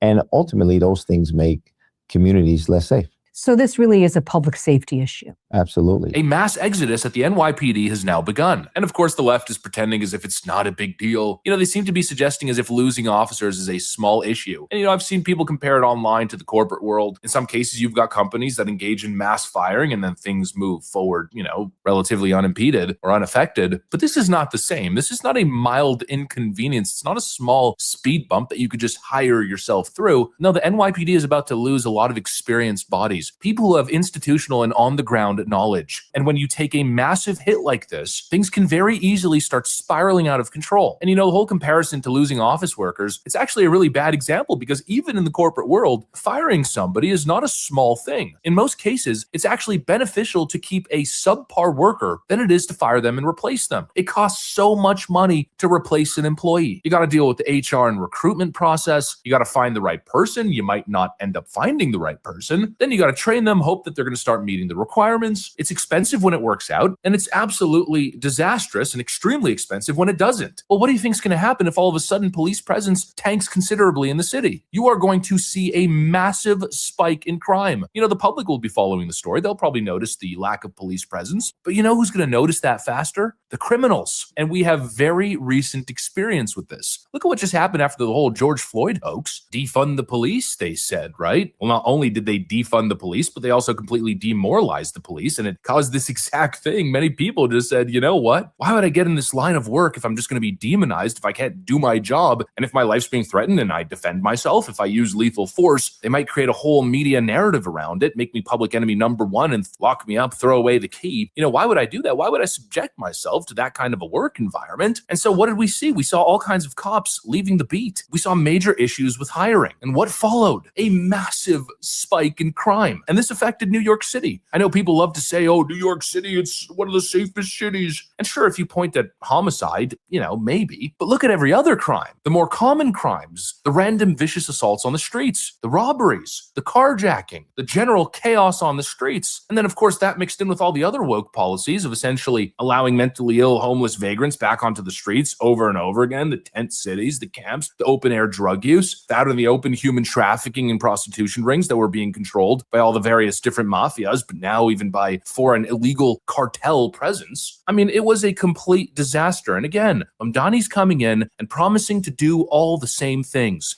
And it's going to be a complete disaster. The Democrats oversaw one of the most massive spikes in crime nationwide, attempting to implement this woke la-di-da bullshit just 4 years ago. And of course, it was even way worse than initially reported, because as we know, thanks to new findings, they actually lied about the data. They were fudging the numbers. Crime in DC was a whole lot worse than they were reporting. The police chief just resigned. Well, let's run it back, baby. Completely idiotic. People have voted for, again, these la-di-da socialist policies. Mamdani's going to be endlessly lenient and generous. He's going to steal from the rich and give it to the poor, and it's going to create an absolute utopia. No, he's going to create an absolute dystopia, because he is, again, making the same mistakes that all the other idiotic leftist leaders have made before him. And it's not just on policing. It's not just his socialist policies, but also with the DEI nonsense that we're seeing. You know, we saw the DEI fallout that just happened in Los Angeles, California. People were elected to positions not because of their competency, but rather because they ticked identity boxes. The first female fire chief in Los Angeles County history. Ooh, what did that lead to? All this focus on administrative virtue signaling, fire hydrants that didn't work, water reserves that were empty, no preparation for the fire season, and a disgustingly incompetent response. DEI hiring does not work. But now, if you've been following what's been going on in New York City, it's nothing but DEI hiring. Elon Musk feels that Mamdani's choice for fire commissioner puts lives at risk, writing,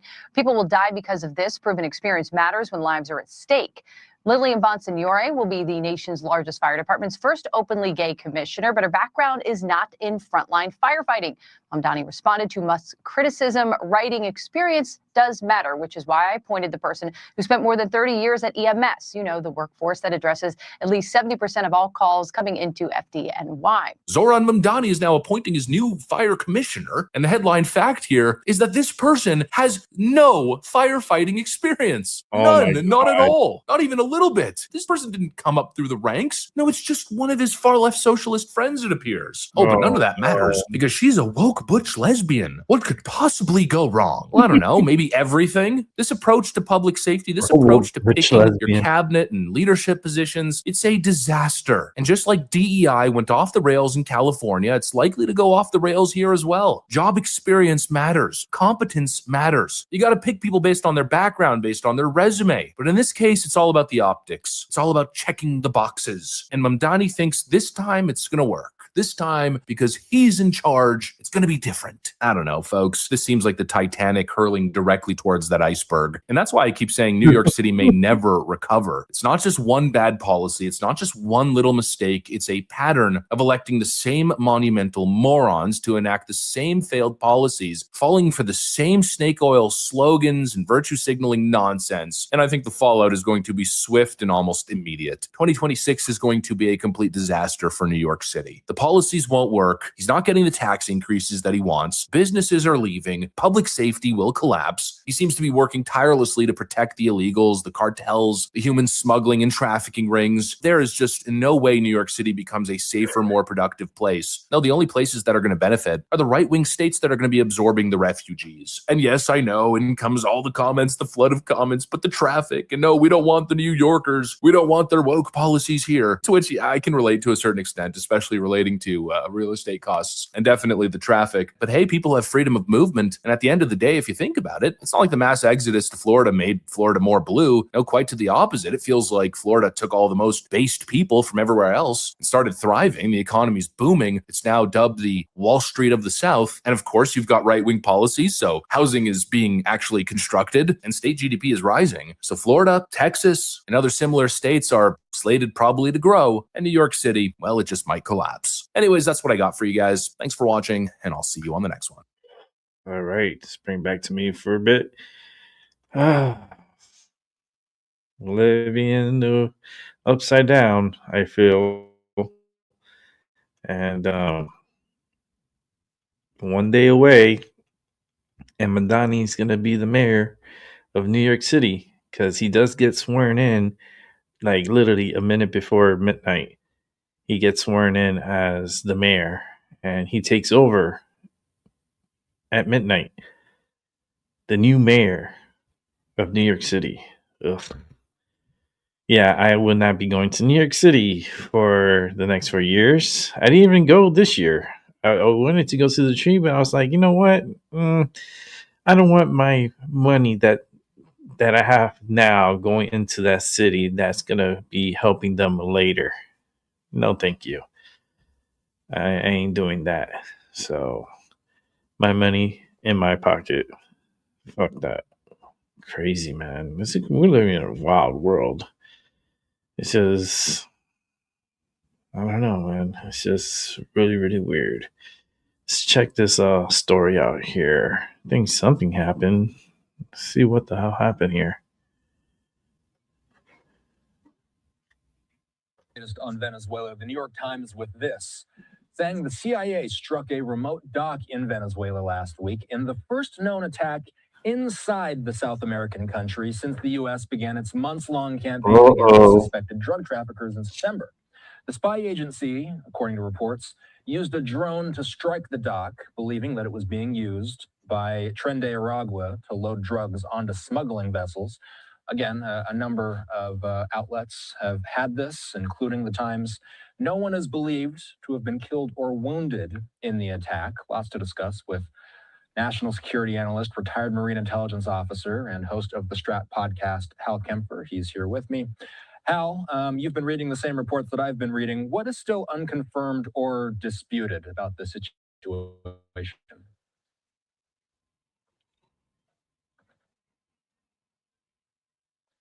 The president kind of intimated that a facility had been destroyed, and then, of course, it came out that it was a dock. There were no casualties, but it's kind of working back the supply chain, if you will. We're hitting boats, drug trafficking boats in international waters. This is on territory, on Venezuelan territory. So it is actually a military strike on sovereign territory in Venezuela, which under international law would normally be considered an act of war. But what's really kind of unusual about it is that we're talking about it's a CIA operation. It's not a military operation. It's CIA. the paramilitary side of the CIA that does these sort of things. They did a lot of war on drugs. I mean, a war on terror. I wonder what the fuck they've been up to. The first time in a long time we heard about the CIA. Elsewhere where you'd see drone strikes that were ostensibly by the CIA that were being done. This is something a little bit different because we're doing it in South America. So the question is, where did they launch the drones from? That's completely unknown. Why was the CIA and not military? That has not been really fully explained. And the thing I think that really hangs out there is that Maduro and Venezuela have said nothing about this. They didn't say it when it happened, and it happened earlier in the month. Nothing came out about it. They haven't really responded to it much now. And I think part of it is we're delivering a message, but we're delivering it in a way that was kind of, as we like to say, somewhat deniable, in that the dock is gone. They know who it is, but Maduro probably wanted to keep that quiet because he didn't want to unnerve his security forces, unnerve those around him, and unnerve and cause some sort of lack of confidence in the Venezuelan people because he's a deeply unpopular leader. So, live look at the White House, by the way, 6:15 in the nation's capital. So, Hal, Looks so we pretty. have been talking about this pressure campaign that the U.S. has had in recent months. And one thing that strikes me about this is throughout the course of the pressure campaign, whenever a alleged drug boat has been struck in the Caribbean or in the Eastern Pacific, the U.S. government hasn't been shy about telling the public about it. And there's also been a number of videos released showing the strikes themselves. When the U.S. has seized oil tankers, they have, again, let the public know about it, released videos. Why a little more tight-lipped about this one, possibly? Well, I think this was a message that was being done in a way that we didn't want to advertise it so much as just deliver the message directly to the girl that we can reach out and touch any of the drug infrastructure, the supply chain for illegal drugs by the two named cartels down there. The big one, this was a Tren de Aragua port facility or dock that was actually hit. And of course, the other one is the Cartel de los Soles, which is Cartel of the Suns, which actually refers to the stars on General Officer epaulets. That's another way of saying it is completely controlled and meshed with the government. It was sending a message to them that all of your facilities can be hit. And it was also hitting it in a way that whereas they look for the planes flying off the deck of the carrier or some other larger aircraft or aircraft that were being used to take out the boats, this was being done by essentially a clandestine drone strike run by not a military service, not run by the Air Force or the Navy or anything like that, but it was run by the CIA. And the question that's really kind of out there is, where did the aircraft get launched from? Where did it get recovered from? And they've got to be asking, well, they probably have a better idea because they got radar and other things. They probably have a pretty good idea of how many drones we may have like this in the area, but it does show a vulnerability. Obviously, they were unable to shoot it down. So it makes them look vulnerable. And that adds to the pressure campaign against Maduro, which is, the U.S. has kind of reinforced that message, which is we have tremendous assets out here and you can't really stop what we're doing. The footage we're seeing on screen is from previous strikes. I need to be clear, this is not footage of the dock strike. Footage has not been released of that. For those unaware, Hal is a retired Marine intelligence officer who did work on the war on drugs under U.S. Southern Command. That's the very same jurisdiction where we've been tracking all this stuff in Venezuela. Hal, why would the United States target a dock rather than intercepting drug shipments at sea? And what does that say about how drug smuggling operations are currently working in the region? Well, what I should mention, Venezuela is a transit country. The drugs actually come from somewhere else, usually from Colombia. That's where they grow coca. That's where they process it. They'll bring it in. And I'm not saying there isn't some processing of coca leaves in Venezuela. There's numerous reports that indicate that is taking place.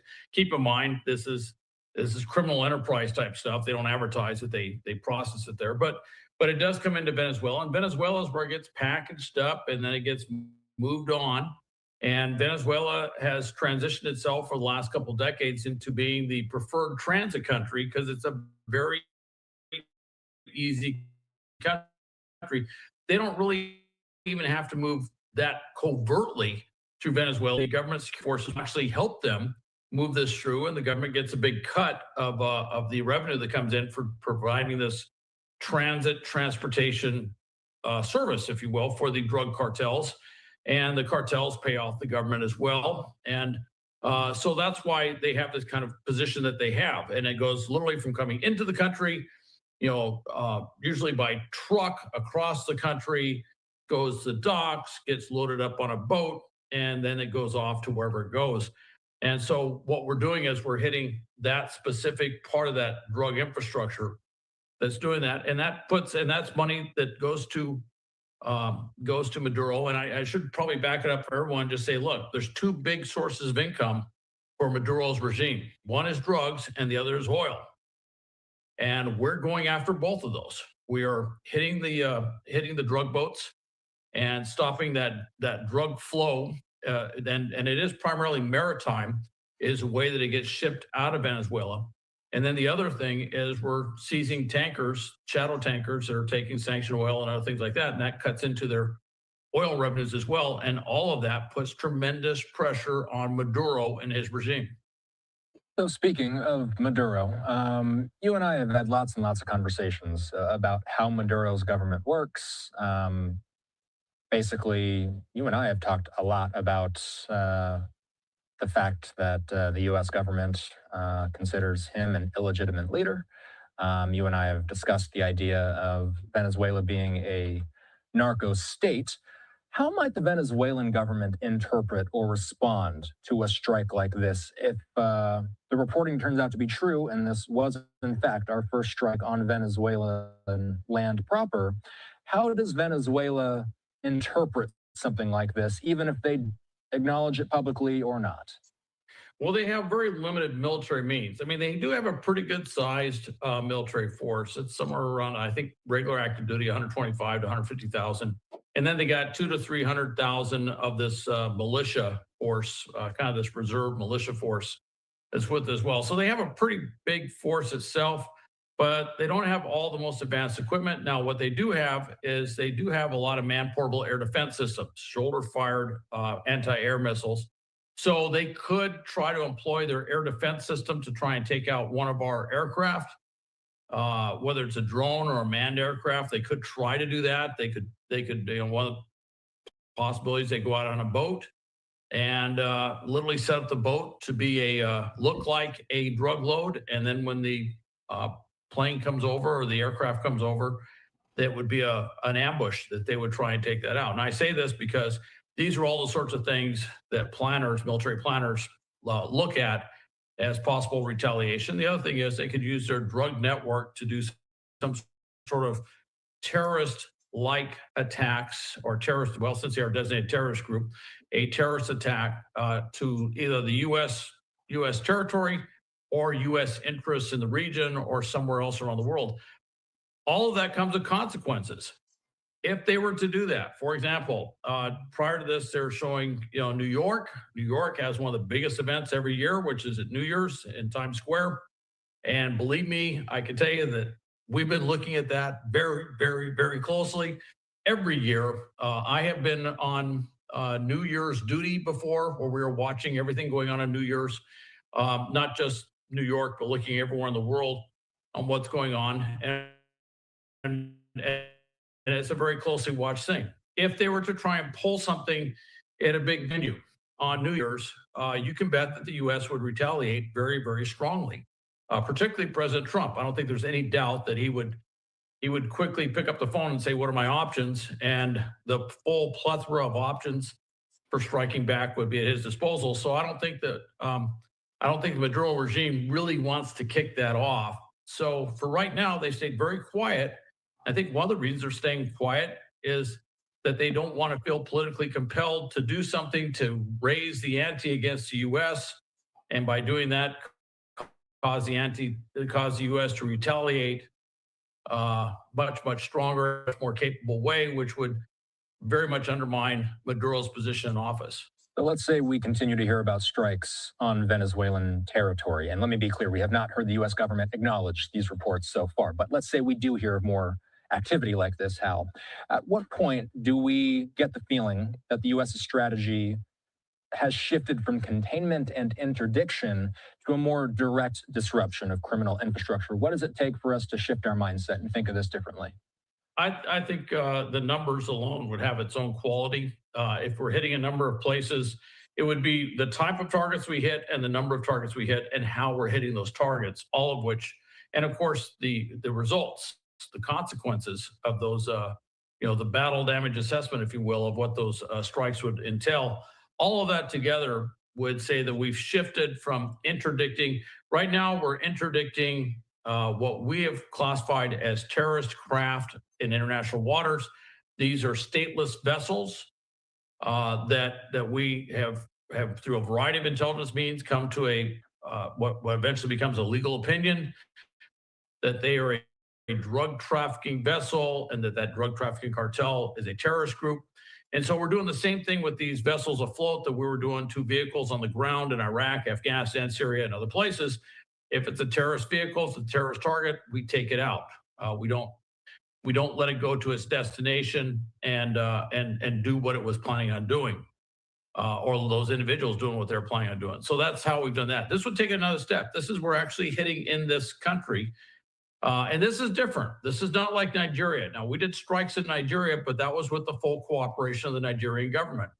And we do strikes in a number of countries, such as when we're doing most of our strikes in Iraq and Afghanistan. That was with the permission of those countries. We were working jointly, collaboratively with them to go after these terrorist groups. This is different. We're going after these terrorists not working in any way, shape, or form collaboratively with us. And frankly, we're very clear that the government is illegitimate and they need to go. And so it's a different legal parameter. And that would be the big difference there. Okay. Hal Kemper is a retired Marine intelligence officer, national security analyst, and the host of the Strat podcast. You can listen to Strat anywhere podcasts are available. Thanks, Hal. Pretty interesting. All right, let's keep it moving. Melody King. Credible whistleblower reports saying that exact same thing, that people were told not to say anything because they'd be called racist or Islamophobic, or it would hurt the state. And so people tried to come forward, but were shut down. And that protection of a particular community is what really allowed this fraud to flourish in Minnesota for years. But we have said very publicly that, yes, the bulk of the fraud we've discovered so far is in the Somali community, but some of our best whistleblowers are also in the Somali community. And it's really important that we get to the truth of this issue. And so by failing to call it out, we allowed it to continue. And that has hurt Minnesotans tremendously, taxpayers and our vulnerable citizens. Absolutely. We have dozens. Now, I'm going to play something later that shows that they knew about this in 2018 and did nothing about it. But related to that, this is Nick Shirley, who did the investigation into this. I've talked about Nick Shirley. He's a friend of the show. He's a really nice guy, actually. But I want you to listen to it. Look what's on the bottom. It says, Waltz calls fraud investigation white supremacy. This was the same response that Tim Walz had back about a month ago when this story kind of came out. It was a little bit of news. Now, thanks to Nick, it is everywhere. But when we did that story back then, when I did it, I remember he was saying the same things. Like, this is, all of them were coming up to the podium and saying, this is white supremacy, this is racism, this is all of these different things, right? Islamophobia, because that is when they're caught. This is what they do. They just lie, and then they turn around and blame, because of the identity politics that they play. They go turn it back on that person, say, well, how dare you investigate someone? And if you do this and you're not the same color as them, well, that must mean that you're a white supremacist. Like, I personally, I don't like, no, Nick. But I remember reaching out to him, can I use some of his clips and things like that? And he was like, yeah, sure, it's fine. Then this is before he blew up really big right now. This was earlier this year. But he was just very nice. I've never seen him do anything. He goes everywhere. He films protests, riots, any big thing that's going on. And so I think this is maybe his first investigation. So it's interesting to see. But I wholeheartedly reject that. This is what happens when they target communities for their own benefit. This is what happens when they scapegoat. And this is what happens when they no longer hide the idea of white supremacy. So it sounds to me, Nick, that Governor Tim Walz is saying that you and others that are out there trying to expose this, you're doing it because you're white supremacists. What is your response to him? Yeah, Tim wants votes. There are entire apartment complexes where white people have been pushed out of these apartment complexes because Somalians have taken over, and they're inside of these towns like Minneapolis, where they can go get votes from these people. And if you have 100,000 people that will vote for you because you're going to enable and let this stuff happen, and because you're going to call a white person racist for calling out facts, this is what's going to happen to a state like Minnesota. Minnesotans, they say Minnesota nice, but they are very upset. And I totally understand why they're upset, because they don't have a governor who's actually working for them. He's actually working against them. Nick, your video's been viewed 93 million times. What do you think will be the result of this? Do you think that things will change because of bringing attention to this, or do you think it'll be much the same, swept under the rug and keep moving forward? Yeah, there better be change. People are demanding it. The investigations have been launched just from that video alone. And so there better be change because, like I said, we work way too hard to be paying taxes. We work way too hard to be not knowing where our money's going. And at the end of the day, people in the government, they work for us. We don't work for them. And so it's their responsibility to hold these people accountable. And so if there's not something that's happened, people are going to be very frustrated. And so if President Trump's watching this, it's time to really get down to nitty gritty and to make a difference in this place of Minnesota that is pretty much like Somaliland right now. Wow. Now, will something get done? I don't know, guys. I don't know because, again, remember I told you I have a video. Let's just put it here. It's very short, but I think it's interesting to look at. But look what this says. It says, breaking. It has been revealed a whistleblower inside Minnesota's DHS, Scott Stillman, uncovered the Somalian daycare fraud network in 2018, accurately citing figures of 100 million in fraud and stating that Al-Shabaab was being funded with it. But Tim Walz did nothing. So $100 million figure came from Scott Stillman, a former Department of Human Services computer forensics director. He also alleged money from the daycare fraud was being sent to fund terrorists in Somalia. $100 million figure came from Scott Stillman. So like I said, that was a short video, but let me play this longer one. So we're going to play it in a second, but remember I told you this is going on all over the country. Well, it says Minnesota might just be where they got caught first. A TikToker decided to investigate daycare centers in Columbus, Ohio, which has the nation's second largest Somali population at around 60,000 people. Let me play it. All right, so a lot of this fraud in Minnesota is centered around daycares. And now there are claims about daycares coming up from Ohio, and this is crazy. I'm just gonna start showing you some of these examples here, but basically Columbus is home to the nation's second largest Somali community behind Minnesota. There's about 60,000 Somali Americans in Columbus, and there's 500 Somali-owned businesses. And if you're not caught up on this, the FBI is now investigating this fraud in Minnesota. They say that it might reach up to $9 billion, one of the largest Medicaid frauds in American history. And federal officials have portrayed the Somali community as a hotspot for fraud. And I mean portrayed, but most of the fraud defendants are of Somali descent in Minnesota.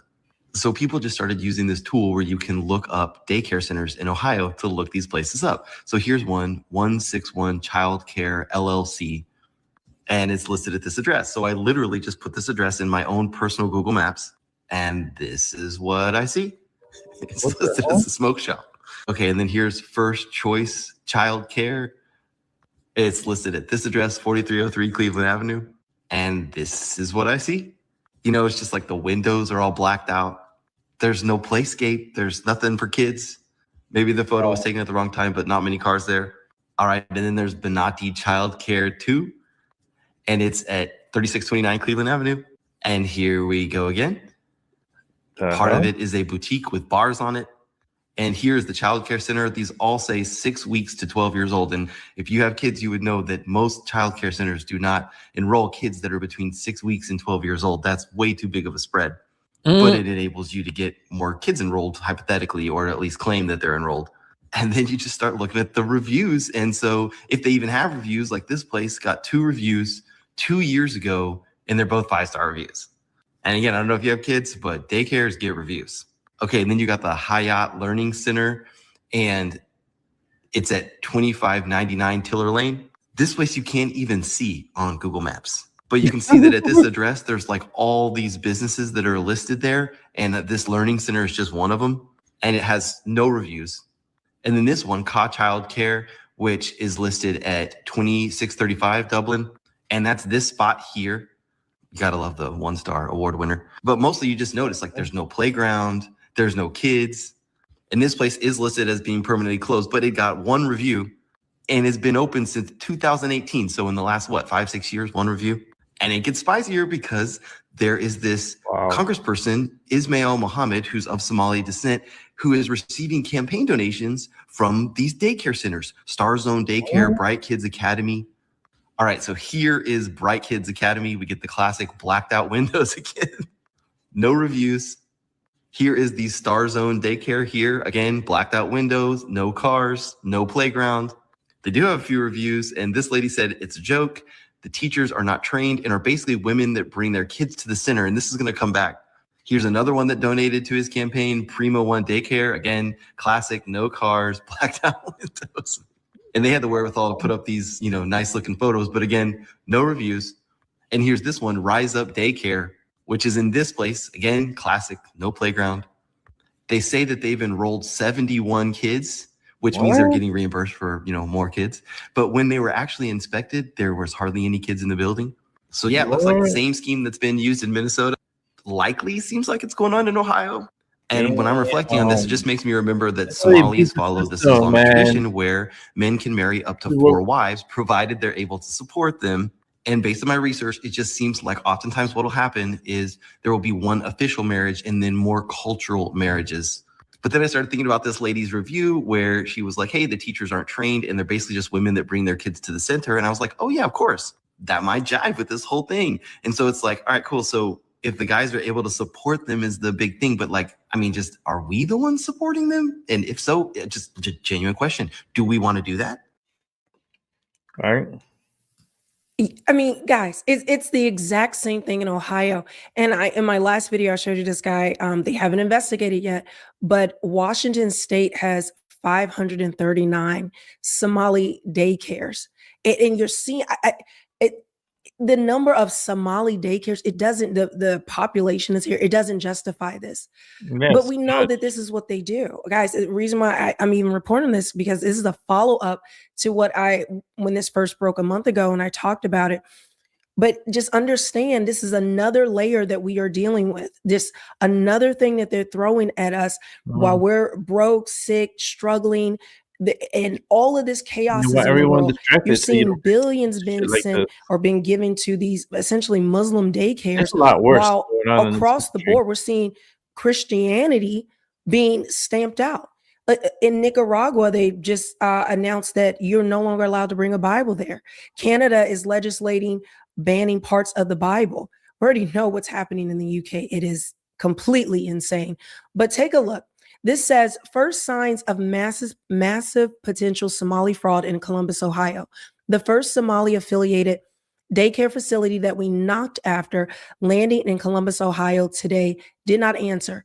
A neighbor, actually, let's just play it instead of me reading that whole thing.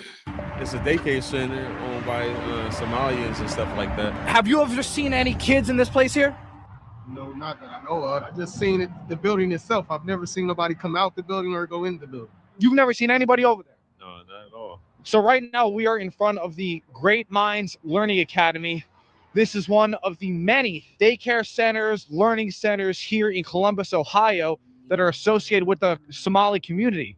As you know, Nick Shirley put out a bombshell report about all these fraudulent daycare facilities in Minneapolis, Minnesota. So we wanted to come out to Columbus, Ohio and investigate what might be going on in the second largest Somali community in the United States of America. So this place here is the first place we're going to knock, and we're going to see if anybody picks up or answers the door. Let's see.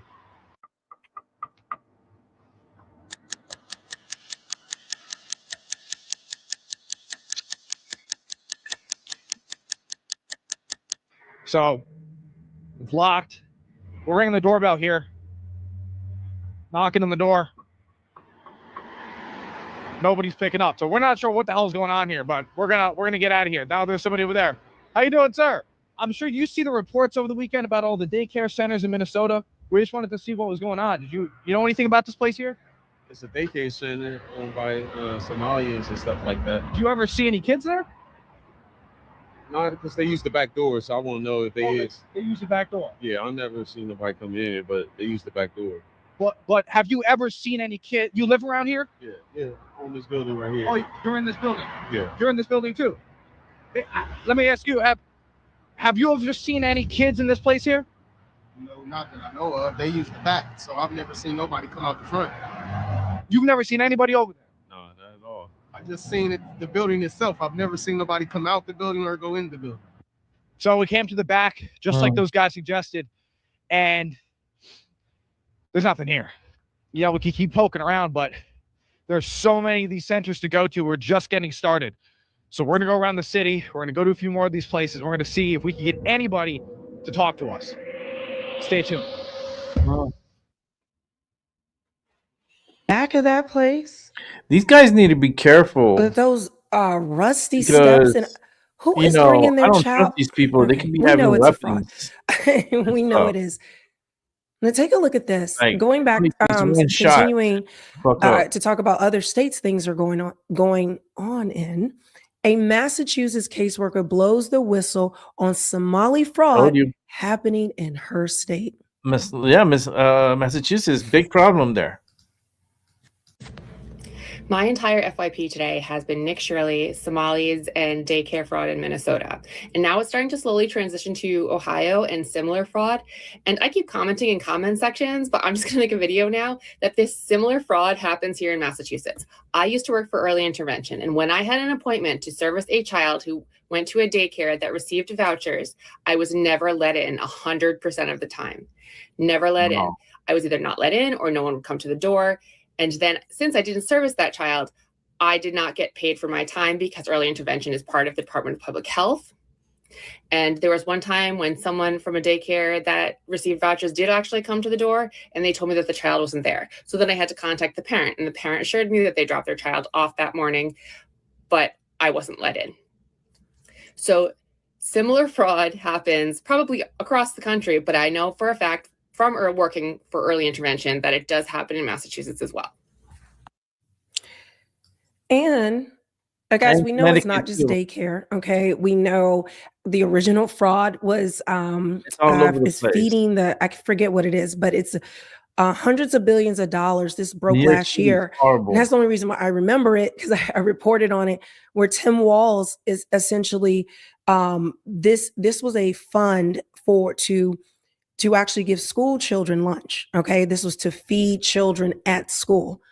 Well, lo and behold, only a fraction, a small fraction was used for that, and the rest just was disappeared, just siphoned off. Maybe we need to revive that story, because that is the original one, and it just, so it had nothing to do with daycares. But if you notice, all of these seem to involve children. All of it involves children. And we think of how many children are trafficked. I don't know if trafficking is happening in these places. These could be just places where they bring children and then take them out at night, trafficking. We don't know. But when there's one thing of fraud, we know it's everywhere. And if they're willing to do this in the name of children or to children, I put nothing past them. But getting back to this, so even with this one, guys, look, a restaurant in Minneapolis called Safari seats 35 people, claimed to serve 18,000 meals a day to hungry children. 18,000? The federal government paid them for every single one. 18,000 meals a day. Where? From a restaurant who seats 35. The children didn't exist. The meals didn't exist. The money did, and it's gone. This is just one piece of a $9 billion Medicaid fraud in Minnesota, the largest in American history. Today, I'm publishing the whole investigation, the fraud, the cover-up, and the whistleblowers who were ignored. And this is just going to, I think, going to their website or something like that. But guys, I have a lot more to bring you on this. There's just so much. I'm looking at my screen. I'm just like overwhelmed because I'm just jumping back into this. I'm like trying to remember everything and pull up all the receipts. But again, guys, this just ties into the times that we're in. This is the biggest fraud that we are ever seeing in the United States. And why is it being uncovered right now? Why are we seeing this right now? All that money is everywhere. Gone. The taxpayer dollars are gone. And a lot of it has gone back to Somalia. It has gone to fund terrorists. Yeah. They're talking about a terrorist attack on New Year's Eve. They canceled New Year's Eve around the country. How do you think so many of these terrorist organizations get their funding? A lot of it is from people who move here and send it back home or send it to these organizations. We don't know where the money is going, but it's our own money that will be funding our own terror. It's insane. Make sure you subscribe, hit the notification bell, because I do have more on this and so many other stories. Till then, I will see you guys very shortly. All right, and we're going to come on to the last video of the night. Tyson De La Cruz. We've already discovered, just since I've been here, and even before, since the inauguration, tens of billions of dollars that is of fraud easily taken back. We just stopped recently a couple $100 million going out the door that would have actually been taken by folks, and who knows where they're taking the money when they get it. America, a 79-year-old CEO just got hit with 15 years in federal prison for running a $1 billion Medicare scam that targeted your grandma. Gary Cox built an internet platform that generated fake doctor's orders, billed Medicare for medical equipment seniors never needed, and pocketed $360 million before the feds finally caught him. But here's the part that's going to piss you off. He used offshore call centers to scare elderly Americans into giving up their Medicare numbers, paid doctors to sign orders for patients they never even examined, and deliberately hid the word telemedicine from paperwork because he knew it would trigger audits.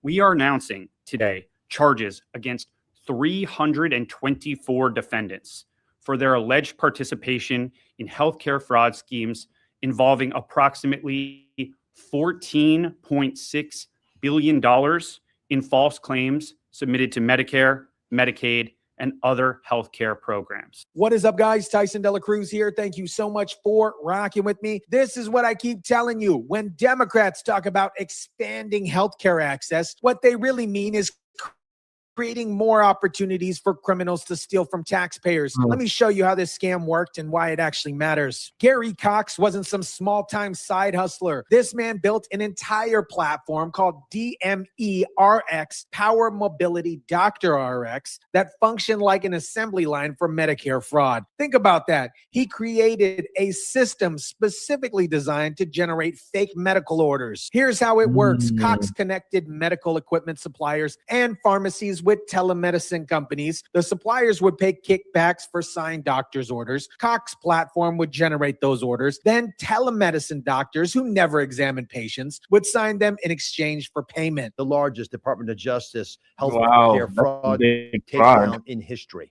The fact that it's even possible that you could have $15 billion to play in this endeavor is itself shameful. But that's how we're being attacked now. And it's not done by small-time operators.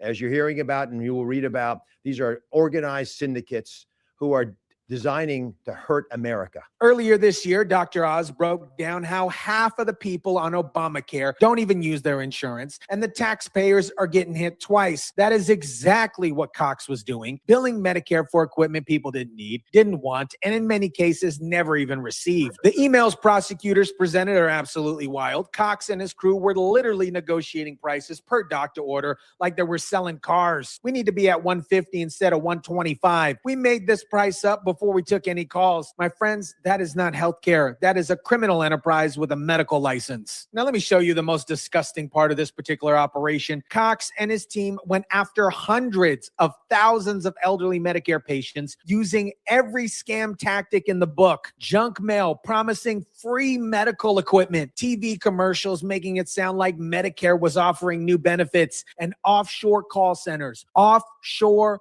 call centers calling American seniors to scare them to provide their personal information. This is an urgent message for all patients on Medicare regarding your eligibility for top-of-the-line braces to alleviate your pain and increase mobility.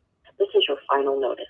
If you do not act soon, Medicare will label you ineligible for coverage. Listen to this garbage. This is your final notice. You'll be labeled ineligible for coverage. They're literally terrorizing elderly Americans into giving up their Medicaid number. Obviously, these aren't medical professionals, you guys. These are scammers reading scripts designed to create panic. You know what really gets me? These are the same people that Democrats claim to care about. We need to protect our seniors.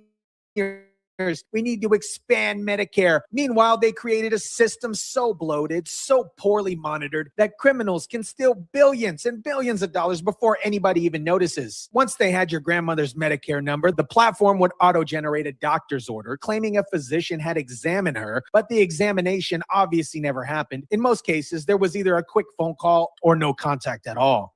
These are not isolated instances of poor judgment.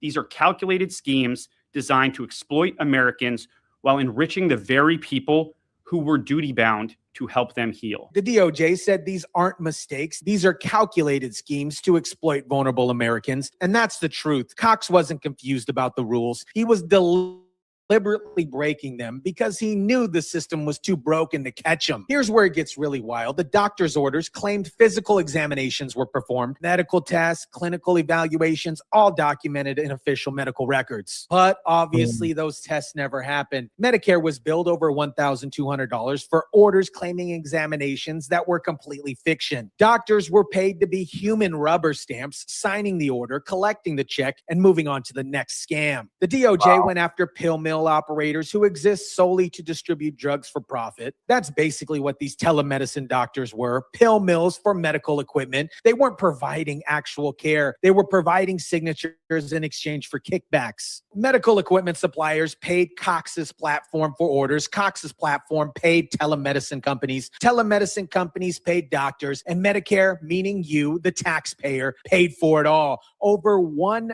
billion in fraudulent billing, $360 million actually collected before they actually got caught. What makes this case absolutely damning is the evidence showing Cox knew he was committing fraud and actively tried to hide it. Prosecutors presented emails where Cox's team talked about eliminating dangerous words for medical orders, words like telemedicine or phone conversations that might trigger Medicare audits. One co-conspirator literally wrote, "It will raise a red flag for CMS in an audit." That is not a compliance issue. That's not a misunderstanding. That is conscious guilt. They knew what they were doing was illegal, and they were engineering a system to avoid detection. The $31 million that I know of last week is a great example of this. We stopped the money by using new technology, by modernizing how Medicare and Medicaid works from even leaving the building because we knew something was fishy about these bills. And these aren't just small little mistakes. These are organized criminal efforts to hurt our country. But Cox's scheme ran for years, billing over $1 billion before anyone got caught. That's how broken the system was under the previous administration. They created fake invoices labeled marketing and advertising when they were actually paying for doctor's orders. They varied the medical language and electronic records so orders wouldn't look identical. This was a sophisticated criminal operation disguised as a healthcare company. Let me put this in perspective. Medical equipment suppliers using Cox's fraudulent orders billed Medicare and other insurers more than $1 billion. They actually collected $360 million before federal investigators shut it down. That's $360 million stolen from Medicare. Money that was supposed to help elderly and disabled Americans get legitimate medical care. Instead, it went to Cox, his co-conspirators, corrupt doctors, and suppliers who were all in on the scam. The feds say offshore call centers contact Medicare patients and get personal info from many of them. A doctor then signs a prescription for a brace, sometimes after a brief phone consultation.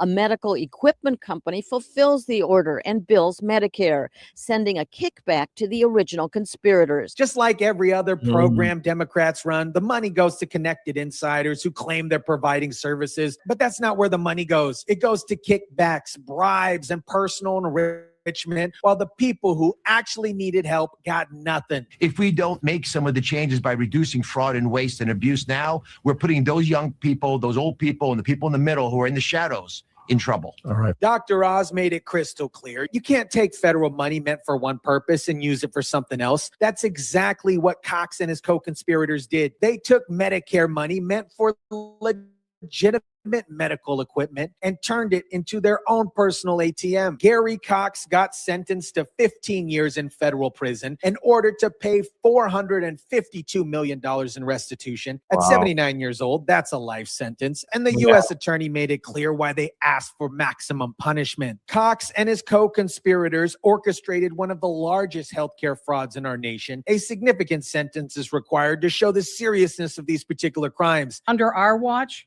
criminals will not be allowed to enrich themselves with dollars meant to improve the health of Americans. And this $1 billion case, it's just scratching the surface. We see what's going on in Minnesota. We see what's going on in other places. The DOJ's healthcare fraud strike force has charged more than 5,800 defendants since 2007 who billed federal programs more than, get this, $30 billion. America, here's what nobody wants to admit. Democrats didn't create Medicare to help people. They created it to create dependency. And every time they quote unquote expand these programs, they're really just creating more opportunities for criminals to steal. Cox exploited a system that was designed to be exploited. Bloated bureaucracy, minimal oversight, automatic payments, and zero accountability. Because when you create massive government programs with trillions and trillions of dollars flowing through them like water, you create a perfect environment for fraud. The Trump administration is finally using technology and data analytics to catch these schemes before the money leaves the building. But for every case they prosecute, how many more are still running right now? How many more platforms like DMERX are generating fake orders while we're sitting here? This, my friends, is partially some of the reason I don't trust government healthcare. Not because I don't want people to have medical care, but because I've seen what happens when you put bureaucrats in charge of billions and billions of dollars with no accountability. You get fraud, you get waste, and criminals who get rich while taxpayers get robbed. Let me know what you think about this. Drop it down in the comment section down below. Smash the like button if you kindly would. Share, subscribe, and as always, guys, I'll catch you on the next one. Great upload there. Yeah, the system is screwed. The system needs to be revamped for sure. I am getting tired because my system's about to break down. I had a long day today, and yesterday night with a chiropractor, and then I had the MRI. That MRI machine took a lot of energy from me. It was just weird. I feel so weird in that MRI.